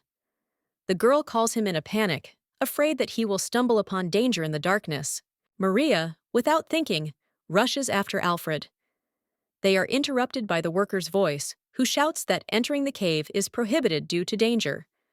But the boy has already disappeared into the darkness, and Maria rushes after him, not noticing the warning. Zachar and the worker, noticing the commotion, run to help. Zachar looks worried and decisively commands everyone to stop, but the situation has already gotten out of control. His facial expression betrays anger and anxiety. Meanwhile, in the cave, Maria and Alfred find themselves deep inside. Zachar, taking a lantern, also hurries after them. The echo of footsteps sounds alarming, and the cave walls seem threatening. Zachar calls Alfred, ordering him to go back. The cave suddenly shakes, and Maria realizes with horror that an earthquake is happening. She stops, looking around, trying to figure out what is happening. Panic takes hold of her as the rocks begin to crumble. Zachar manages to catch Maria, saving her from the falling rocks. He hugs her tightly, his eyes full of worry. Maria, looking at him, understands that Zachar is ready to risk his life for her safety. Maria looks at Zachar in confusion, who makes sure she is okay. His calm but demanding gaze gives her the strength to cope with her panic. Zachar, gently but confidently, asks if everything is okay, ready to take control of the situation again. Maria, worried and shocked, looks at her hands, trying to comprehend what has happened. She thinks about how Zachar helped her, not leaving her in trouble, and her face expresses concern for him and for their common situation. Meanwhile, Alfred, a boy with disheveled hair, runs forward along a dangerous and dark stone corridor. His movements are full of determination, and he tries to catch up with someone or something, shouting requests to wait for him. Maria, worried about Alfred's fate, suddenly realizes that Zachar is wounded. She panics and asks herself questions about what happened to the boy and where he is now. There is fear and growing tension in her voice. Zachar appears before Maria with a lantern in his hand, calming her with his presence. His confidence gives the girl some support, but he himself looks tired and worried. He notices Maria's confusion and tries to understand how they could have lost Alfred. Maria, depressed by the realization that Zachar was hurt, blames herself. She bitterly remembers how Zachar saved her despite his own wounds. Zachar, surprised by her emotions, only listens silently, but the pain in his shoulder becomes more and more obvious. However, Zachar tries not to pay attention to his wounds and assures Maria that he is fine. He suggests focusing on finding Alfred, who needs their help much more. Maria clasps her hands in prayer and desperately wants to hear Alfred's voice. The darkness and silence weigh on her, and her thoughts revolve around the question of where the boy is and what happened to him. Finally, Alfred's weak voice comes from the darkness. He says that he can hear them and that he is nearby. Zachar raises the lantern higher, lighting the way, and Maria looks with relief in the direction from which the boy's voice came. Zachar asks Alfred worriedly if he is okay and if he is hurt. His voice is full of genuine concern, and he peers tensely into the darkness, not seeing the boy. Alfred comes out of hiding and turns to them, telling them that he was only slightly bruised, but not seriously injured. His brave smile and confident voice reassure Zachar and Maria, giving them hope for a successful outcome. Zachar and Maria move carefully through the dark cave. The Duke holds a lantern, lighting the way, and notes that Maria, despite her fatigue, is still holding on. He is reassured that she remains conscious, because the path ahead is not easy. Zachar turns to an unknown interlocutor, promising that help will come soon.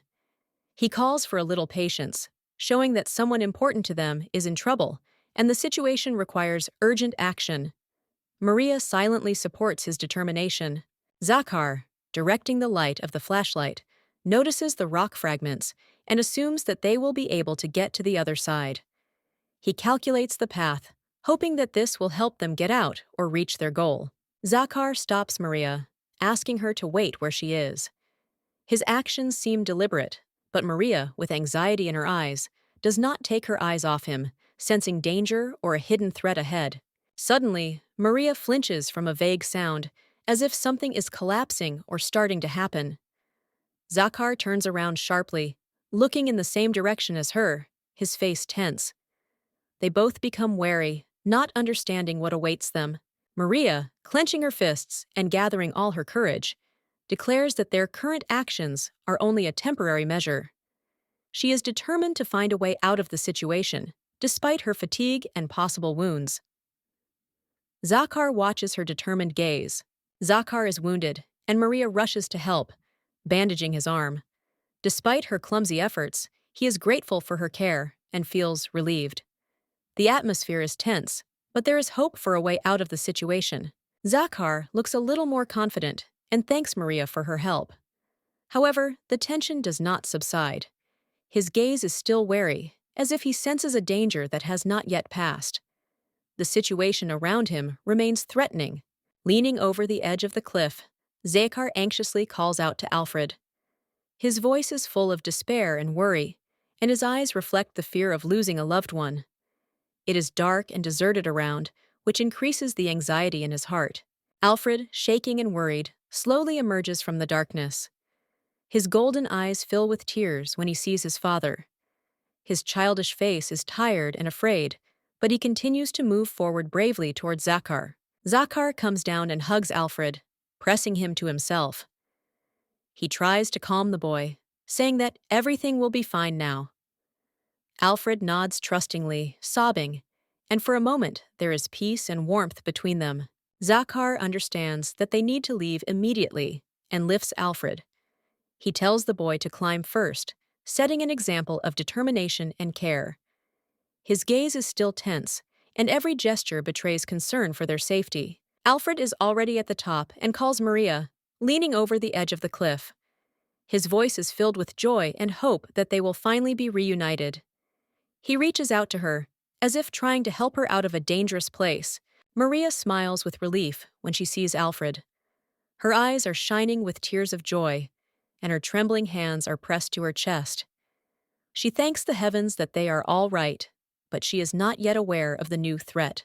The threatening aftershocks make Maria wary. Her face contorts in fear, and she turns towards the noise. Maria understands that the situation is becoming critical again, and she needs to act quickly. Alfred suddenly loses his balance due to the jolts and falls to his knees.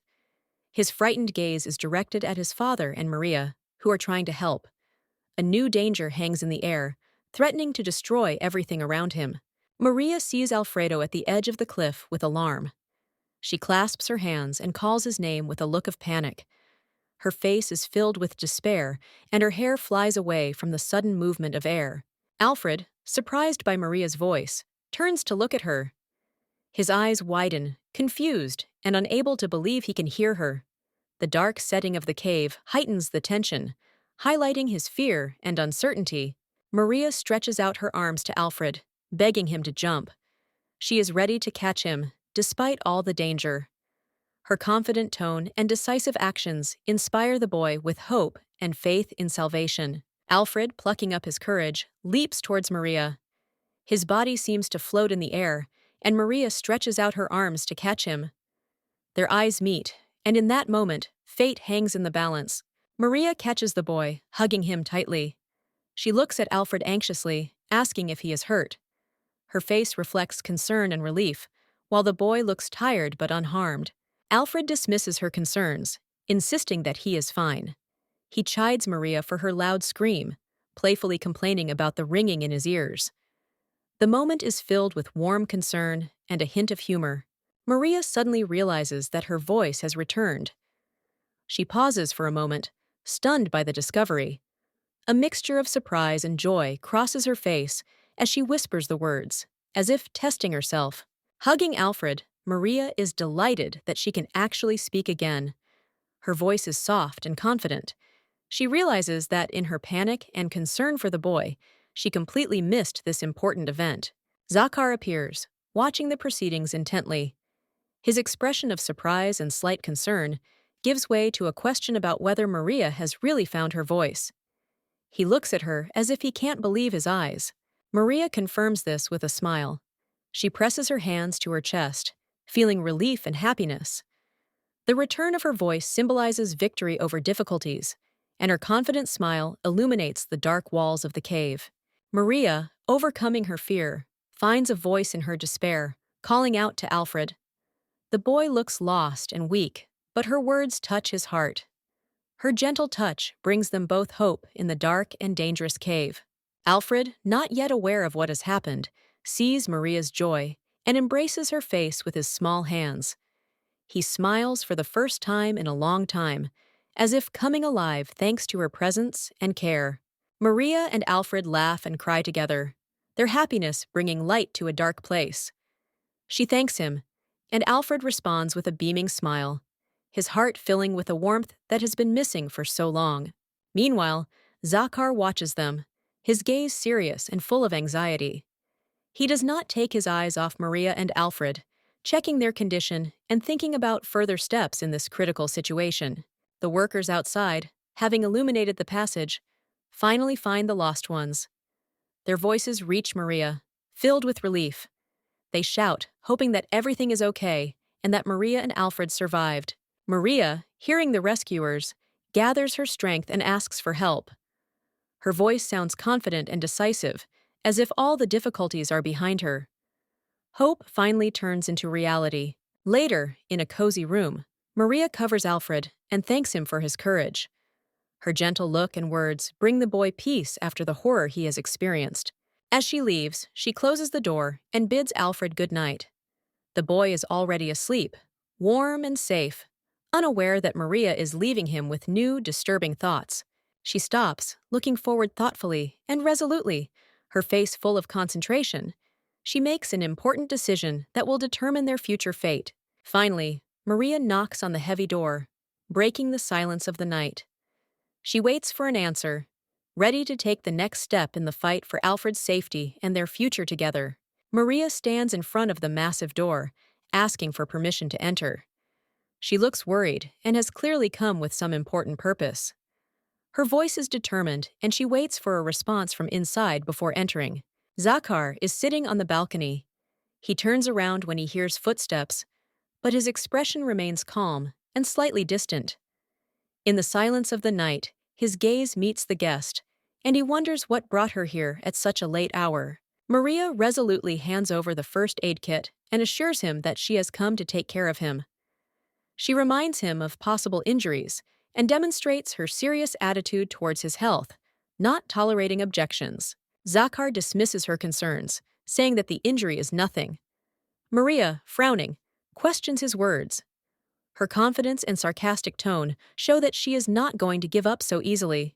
Maria insists on her own, explaining that neglected injuries can lead to complications. She businesslike places the first aid kit on the table and urges Zachar to accept her help, despite his stubbornness. Zachar sits next to her, looking away with displeasure, insisting that he is fine. Maria looks at him with a sly smile, making it clear that his protests will not help. She will do as she sees fit anyway. Maria recalls a moment in the past when she was comforting a crying boy. She patiently explained that the pain would pass and that the wound would be treated in just a few seconds. Her voice was soft but firm. At this moment, Maria notices the similarity between Zachar and that boy. He is just as stubborn and does not like to be treated. Her gaze becomes thoughtful, and a gentle smile appears on her face, full of memories. She asks Zachar to show his injuries, not tolerating any further objections.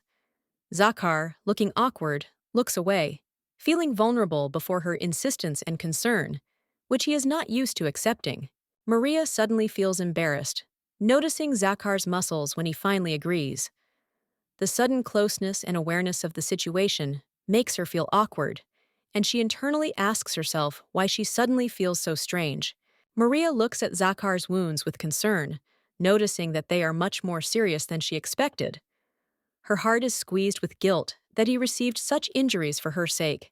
Zachar, noticing her anxiety, tries to calm Maria down. He claims that it was his decision to protect her and that she is not to blame. His words are filled with calm confidence. Maria looks at him in surprise, not knowing what to say. Zachar thanks her for bandaging his bleeding wounds. He notes that her help was very timely. Maria smiles and says that she wanted to be at least a little useful. She admits with relief that it's only thanks to his self-sacrifice that she is sitting here unharmed. Despite her words, Maria asks Zachar not to hide his injuries in the future. Zachar sullenly replies that this is not a reason to worry. Not wanting to draw attention to his suffering, Zachar admits that the thought that something bad could happen to Maria was unbearable for him. These words reveal his true feelings and tender care. Maria looks at Zachar with sadness, realizing how hard it was for him to confess. She calmly confirms that she understands everything perfectly well and appreciates his actions.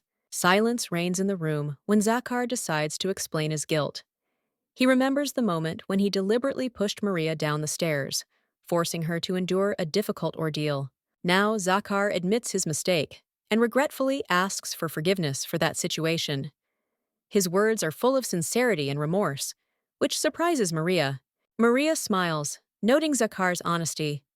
She looks at him with admiration, feeling how something more is being born between them, trust and mutual understanding. Maria happily sticks a bandage on Zachar's shoulder, and he winces in pain, trying to move away. Despite the situation, her words and smile emphasize her bold but caring character, and Zachar looks embarrassed. Malio is in the garden, apologizing for the recent troubles. He is reserved, but his soft smile and gesture show sincerity and respect. His apology hints at the awkward situation that everyone has recently experienced. Zachar expresses gratitude for the support. He holds himself confidently but reservedly. Behind him, Maria stands next to Alfred, and her calm expression speaks of the returned voice as the result of trials. Malio, with a slight smile, claims that fate itself directed them to the cave. His words sound mysterious, as if the events were unfolding according to someone's plan. Maria, watching him, feels her heart beat faster involuntarily. Maria smiles sincerely, expressing relief after all the difficulties that have occurred. She looks content and confident, her words echoing a sense of gratitude for the restored peace and tranquility. Zachar notices that Maria has changed a lot since her marriage. She stands before him, her gaze serious and full of calm strength. It seems that her new experience has made her even more self-confident. Maria smiles lightly in response, saying that a happy life changes everyone. A light laugh escapes her lips, and Alfred, standing next to them, looks at them with curiosity, not quite understanding the adult conversations.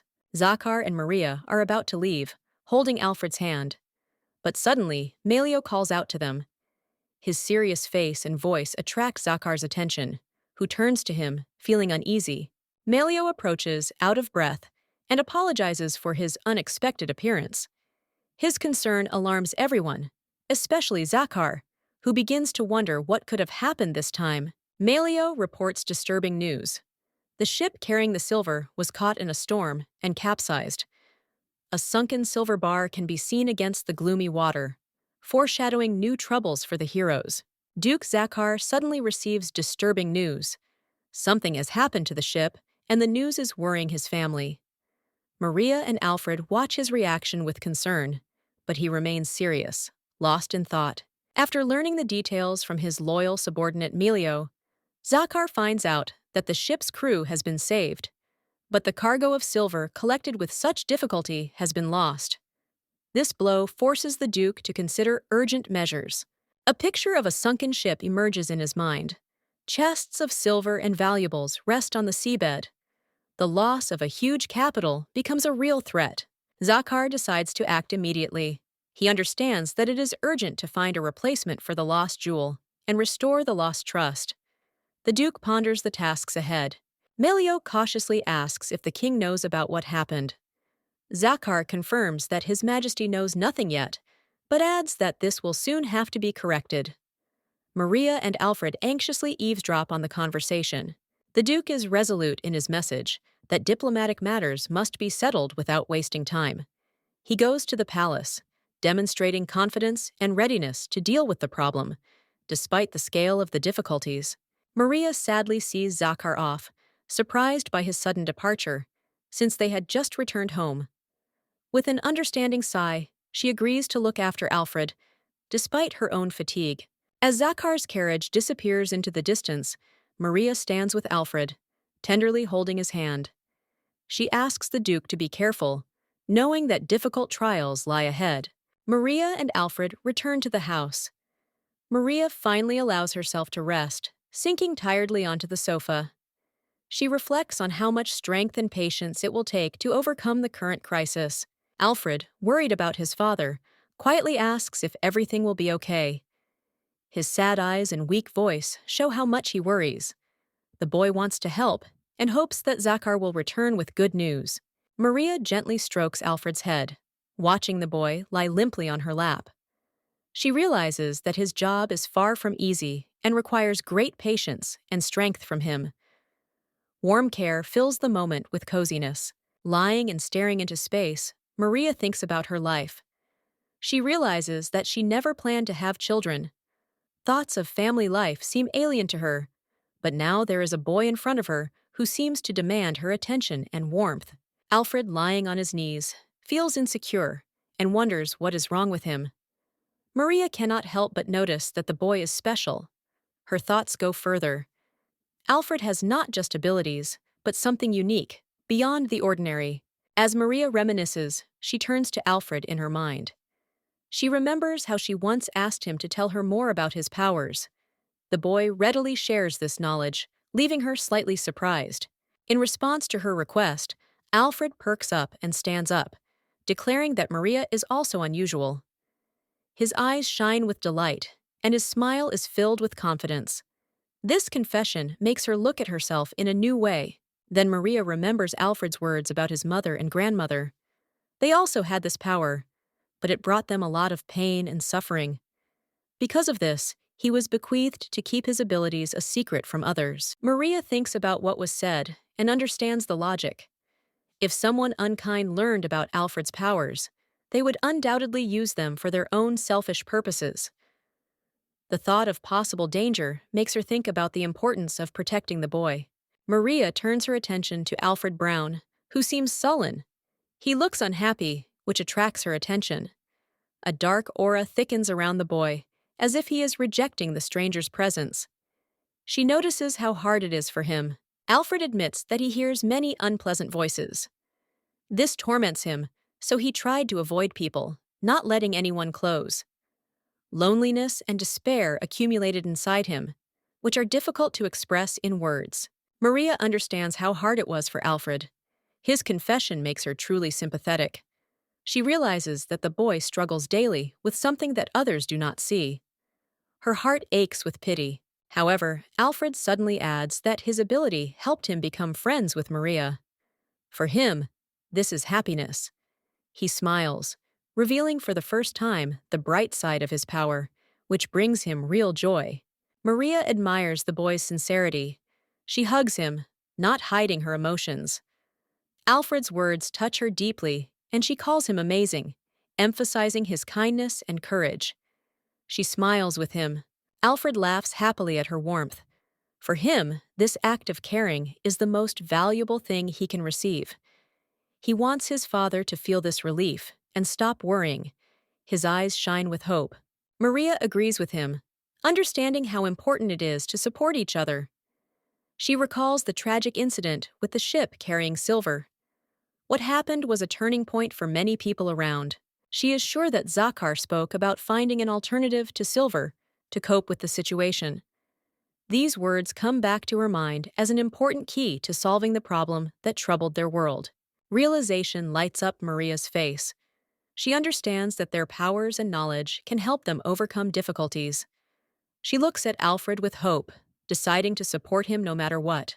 Now, sitting next to him, Maria feels a surge of confidence. The warm atmosphere of their conversation fills her with determination to help not only Alfred, but also those who need her support. Maria examines the unusual black stone and comes to the conclusion that this is exactly what she needs. Her face expresses satisfaction, and confidence appears in her eyes. The find can solve their current problems. Alfred is amazed by the huge number of books in the library. He stands with his eyes wide open, and Maria is intently studying the shelves. They are full of hope to find the answer among the many books. Maria is sure that such a rich library will contain information that will help them understand the situation. She approaches the table, piled high with books, and resolutely begins her search. Soon, Maria finds a book with a picture of a stone similar to the one she holds. She triumphantly exclaims that this is the mineral they were looking for and carefully reads the description. The book makes it clear that the stone has a metallic sheen and is brown with black veins. Maria compares the description with the find and is convinced that it is definitely tin. She confidently declares that there is no doubt it is tin. Alfred joyfully reacts to her words, rejoicing and shouting with delight. For them, this is an important discovery, bringing them closer to solving their problems. Maria explains that tin is a versatile material that can be used to make many useful things. She holds the find with reverence, realizing its value. She speculates that tin could become the basis of an entire industrial sector. The possibilities are endless, and this discovery could significantly change their future. Maria and Alfred decide to return home quickly to share the important news. Maria thanks Alfred for his help, and they hurry to leave the library. Melio meets them at the gate. He is surprised to see them and anxiously asks where they have been. Maria replies that they went to the library, and Zachar, judging by Melio's words, has returned. But it is better to stay away from him. Maria speaks sternly to Melio, who looks worried. She talks about the danger of the situation with the ship. Her words sound sharp, like a sharp knife, and cause Melio great anxiety. After this, Maria, without wasting time, instructs Melio to look after Alfred while she goes to solve important issues. Melio agrees with a smile, and little Alfred, watching him, is sincerely happy. Approaching the massive door, Maria knocks decisively. Her goal is obvious. She intends to see Zachar, despite his busy schedule. The Duke's questioning voice is heard behind the door. Who? Zachar looks tired and distracted when he sees Maria enter. Without raising his head from the papers, he says that he is busy now. But Maria is determined to convey important information. Maria comes closer, her voice confident. She says that she has something important to tell. Zachar looks at her tensely, preparing to hear what happened. Maria shows Zachar a strange stone. The Duke, looking at it intently, begins to analyze the situation. He understands that the stone was found during their last visit, and its origin is significant. Maria explains that she did some research to find out what kind of stone it was. All doubts were dispelled. It was tin. The seriousness of her words is emphasized by her decisive tone and confident look. Zachar is surprised, but does not fully understand why this is important. Maria explains that the mine is full of tin, and it is sold at the price of silver. This news can change the economic situation of the duchy. Zachar asks what is special about tin. Maria readily answers that tin is softer than silver and much easier to work with. She raises her finger, showing that this is an important advantage. Maria's words sound confident and encouraging.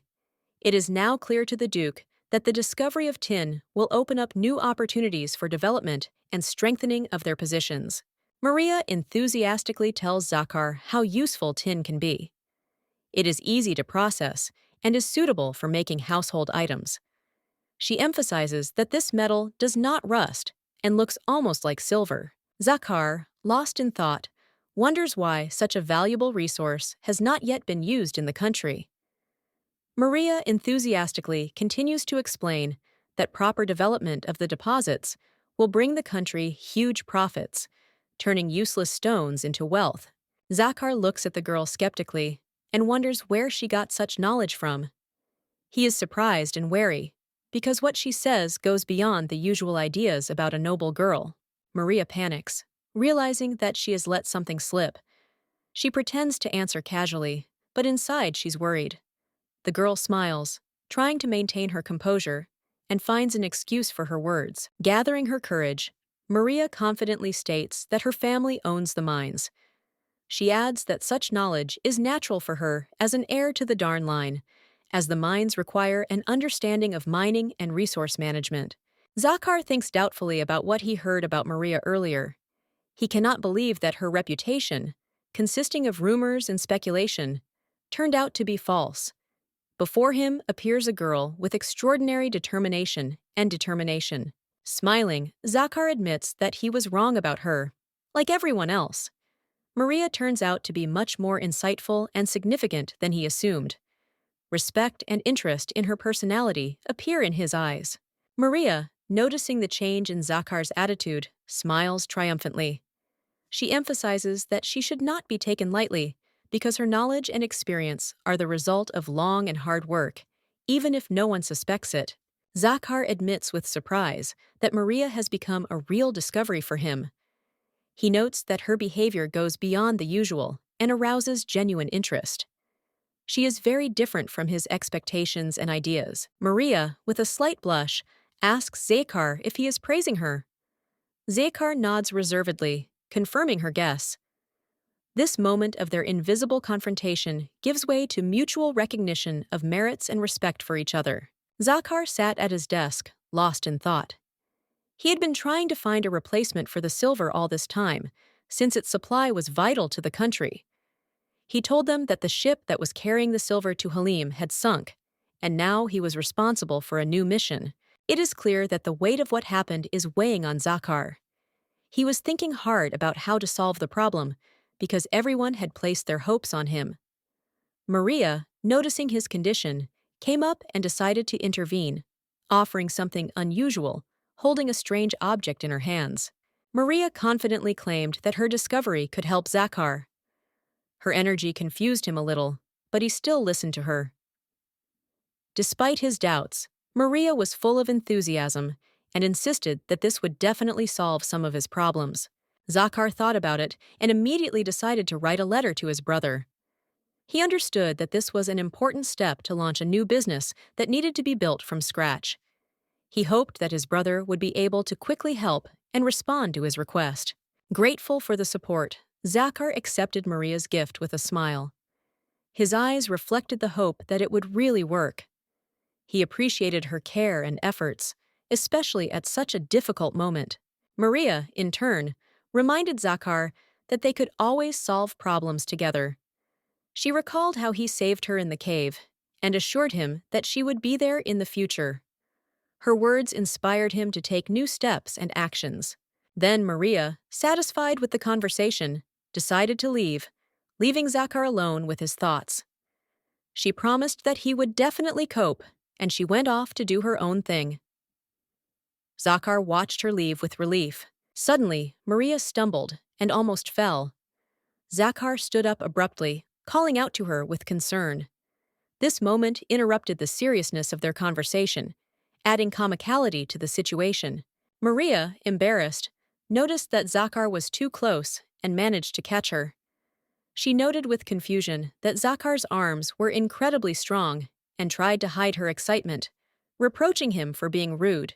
Zachar noticed with slight irritation, but a kind smile, that Maria was heavier than she looked. She flushed with resentment, and he held her as if nothing had happened. Despite the awkwardness, their interaction showed trust and a deep connection between them. Maria, the white-haired girl, pushes Zachar's hand away, expressing irritation, and quickly thanks him for his help before leaving. Her anger and pride clearly flare up in the moment, causing the Duke to fall silent in surprise. Zachar looks at Maria, dumbfounded, as she leaves, trying to understand the reason for her behavior. He thinks about his intention to help and about the fact that the girl reacted much more sharply than he expected, causing him to bewilder.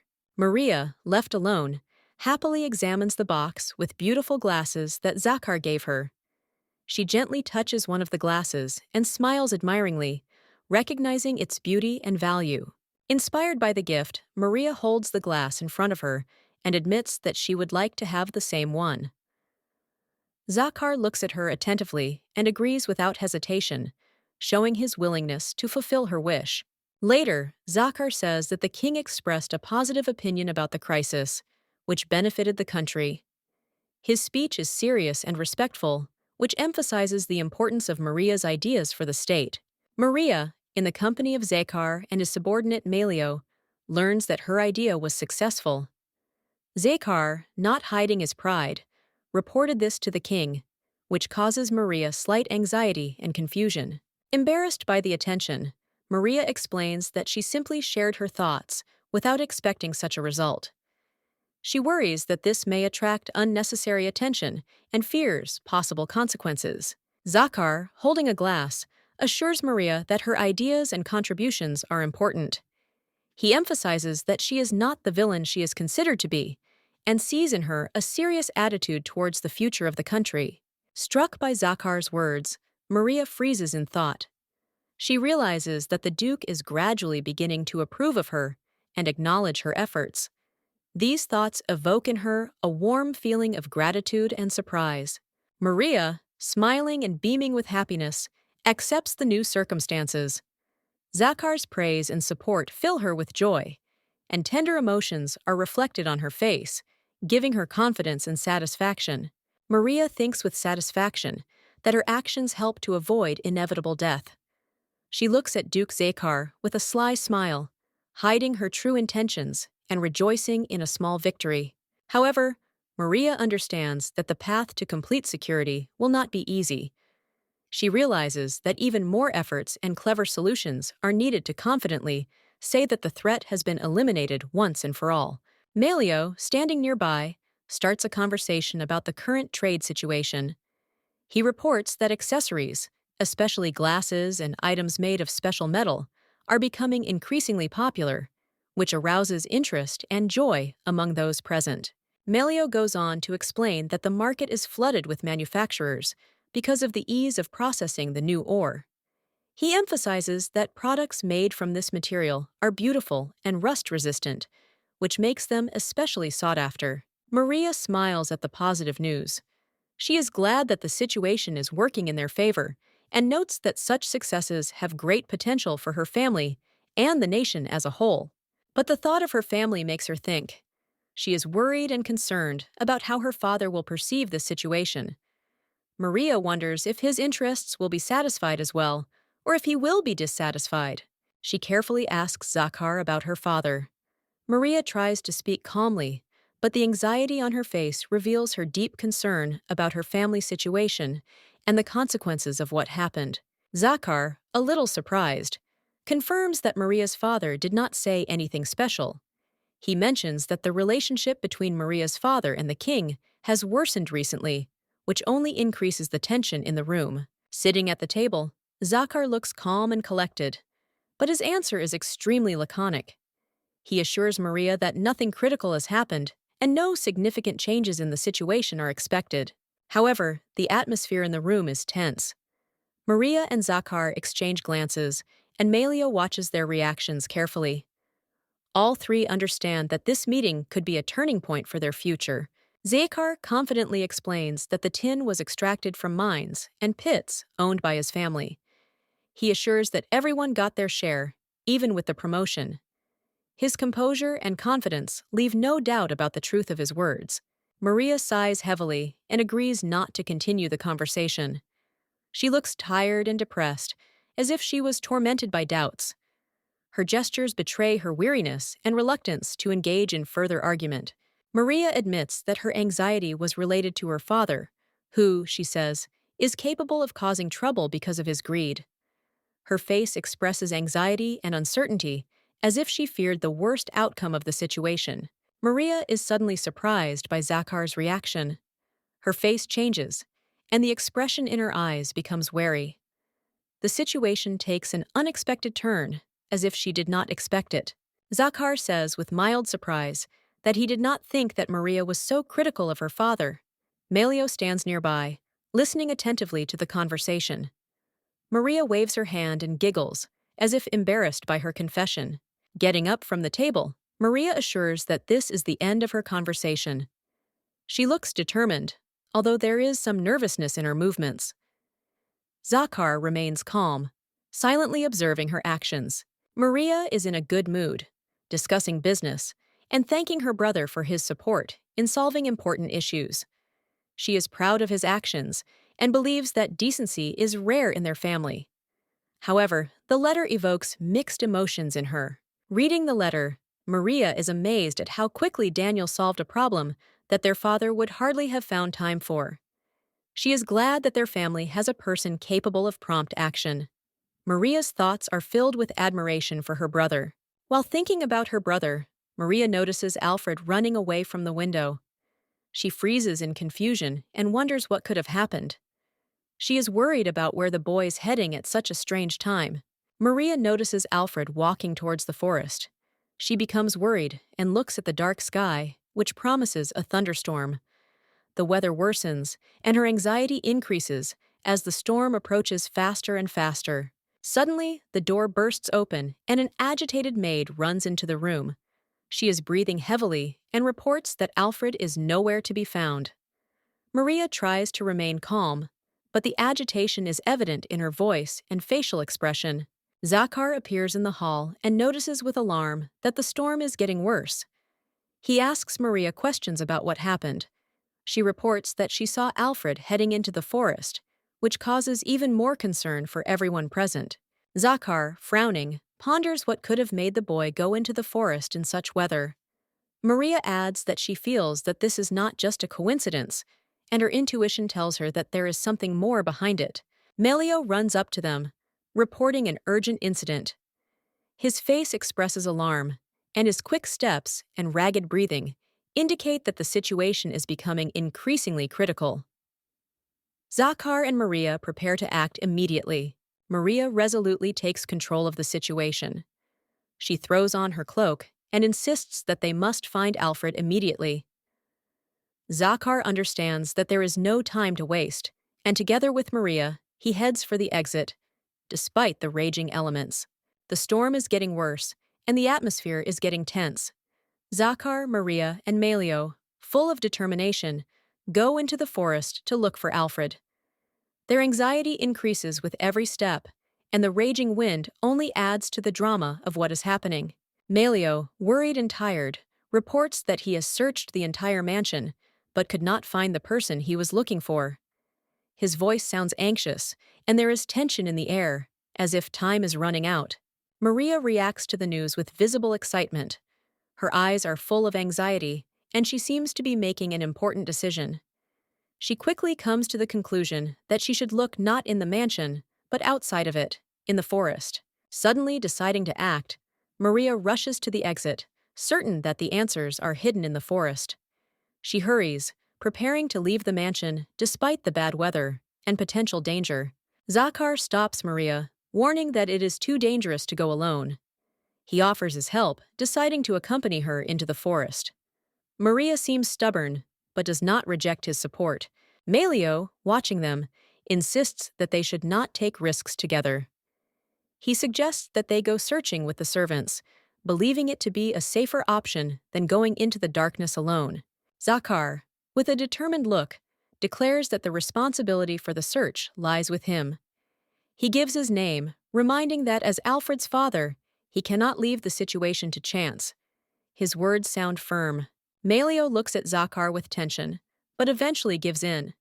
He admits that it is Zachar who must take this risk. His voice trembles with emotion, but he backs down and agrees with the Duke's arguments. Bowing in respect, Melio agrees with Zachar's decision and remains where he is. He understands that all he can do is wait while the Duke searches for answers in the forest. The atmosphere remains heavy. In the forest, Maria stays behind Zachar, who protects her from the weather. He encourages her to stay close to avoid danger. Maria expresses gratitude, but her voice remains anxious. Maria suddenly notices something ahead and points to the darkness between the trees. She calls out to Zachar, pointing to the exact spot. Her words are interrupted by the wind, but there is hope in their voices that the search will finally be successful. Alfred sits on the grass in the pouring rain, clutching a small kitten in his arms. Zachar and Maria notice him from afar and anxiously head towards him. The boy's face is sad and downward, reflecting deep anxiety. As Zachar and Maria come closer, Alfred raises his head and calls out to them. He looks weak and desperate, as if he had been alone in the rain for a long time, and his clothes were soaked through. Zachar is outraged that Alfred went outside in such terrible weather. He looks sternly at the boy and demands an explanation. Maria looks with concern, trying to understand what happened. Alfred says with a trembling voice that he wanted to protect the kitten, who was all alone during the storm. There are tears in the boy's eyes, and his words sound so sincere that it is difficult not to be touched. However, Zachar remains adamant. He orders Alfred to leave the kitten here and return home. His voice sounds harsh, and he does not want to listen to objections. Alfred looks scared and confused. Unwilling to submit, Alfred exclaims that he will not leave the kitten under any circumstances. He hugs the animal to his chest, protecting it from the rain. Maria watches the argument, her face both anxious and gentle. Tears stream down Alfred's face as he insists that if the kitten is left here, it will die. His voice is full of despair, and his eyes beg for mercy for the little creature. Maria, seeing Alfred's devotion, approaches him and places a reassuring hand on his head. She gently tells him that everything will be fine and promises that they will take the kitten home with them. Alfred lifts his tear-stained face and, sobbing, asks if the kitten will really come with them. His eyes shine with a faint hope, but he is still unsure of the answer. Maria smiles and warmly confirms that they will take the kitten. Her soft smile calms Alfred, and the bright atmosphere drives away the darkness that reigned in his heart. Maria and Alfred get caught in the rain. Maria, noticing their difficult situation, emphasizes that the most important thing now is to return home as soon as possible. Zachar monitors their condition, realizing that Alfred and Maria need help. Despite his fatigue, Zachar agrees to take the kitten with him. He understands that the situation requires a quick solution and supports Maria in her efforts to help Alfred and the animal. His determination is evident in his actions, despite the inconvenience. Returning home, Maria immediately orders a hot bath for Alfred. She understands that the boy needs to warm up after being out in the rain for so long, and she shows concern and seriousness in her words. Maria, smiling, assures Alfred that she will take care of the kitten. Alfred, not hiding his concern, hopes that Maria will keep her promise and look after the animal. In response, Maria expresses firm confidence, instilling calm in the boy. Smiling at Maria, Alfred feels gratitude and admiration. To him, she looks like a guardian angel, able to protect him and the little kitten. Maria, bathing the kitten, shows tenderness and care, which delights Alfred. Zachar suddenly interrupts the idyll, turning to Maria. His discontent grows when he sees Maria taking care of a kitten. He is convinced that stray animals carry diseases and pose a danger to the family. Zachar demands to get rid of the kitten, claiming that he is the head of the family and will not tolerate such an animal in the house. His sternness and determination are evident in his voice, emphasizing his confidence in his words. Maria resolutely refuses to obey, reminding him that she has already promised Alfred to take care of the kitten. Her words sound firm, and she does not intend to break this promise, despite pressure from Zachar. Zachar is angry at Maria's stubbornness, claiming that his word should be law. He insists that the kitten cannot remain in the house, as it threatens the health of all its inhabitants. His emotions are running high. Maria remains unyielding, looking Zachar firmly in the eyes. Her determination to protect Alfred and the kitten is unwavering. She is ready to go to conflict for the sake of a promise that is more important to her than all the Duke's arguments. Maria anxiously shouts at Zachar, demanding that he stop interfering. She painfully reminds him that Alfred risked his life because of the cat. Her words are full of determination, and her facial expression betrays anger and despair. Realizing the seriousness of the situation, Maria declares that she will take responsibility for the cat's life. She is confident in her decision and will not allow anyone to harm the little creature, despite all the risks. Zachar looks at Maria wearily, acknowledging her stubbornness. He decides to call a vet to check the cat and suggests isolating the animal to avoid further problems. His voice sounds irritated, but with concern. Maria thanks Zachar, continuing to tenderly care for the kitten. She carefully washes his paws in water, and Zachar leaves, leaving her alone. At this moment, there is silence around them, full of tense calm. Alfred slowly opens his eyes, his face pale, but his gaze full of concern. He immediately looks for the cat. Maria holds the animal in her arms and shows with a warm smile that everything is okay with him. In a weak voice, Alfred asks to know about the cat's health. Maria reassures him, assuring him that the pet is alive and well. Her words sound soft and encouraging, filling the room with an atmosphere of trust and calm. Alfred smiles, his face relaxing. He thanks Maria for her concern and finally allows himself to rest. The boy's eyes close, and a weak but happy smile remains on his lips. Zachar returns and quietly asks Maria about Alfred's condition. His voice sounds worried but restrained. Maria turns around and reports that the boy has fallen asleep, as the illness has greatly weakened his strength. Watching Alfred, Zachar silently reflects on his nobility. He is surprised at how courageous and selfless the boy was, whose actions evoke deep respect and admiration in him.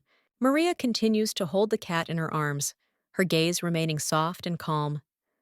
Zachar sits down on the edge of the bed, continuing to look at Alfred. A silent understanding of the importance of the connection that now unites them arises between them.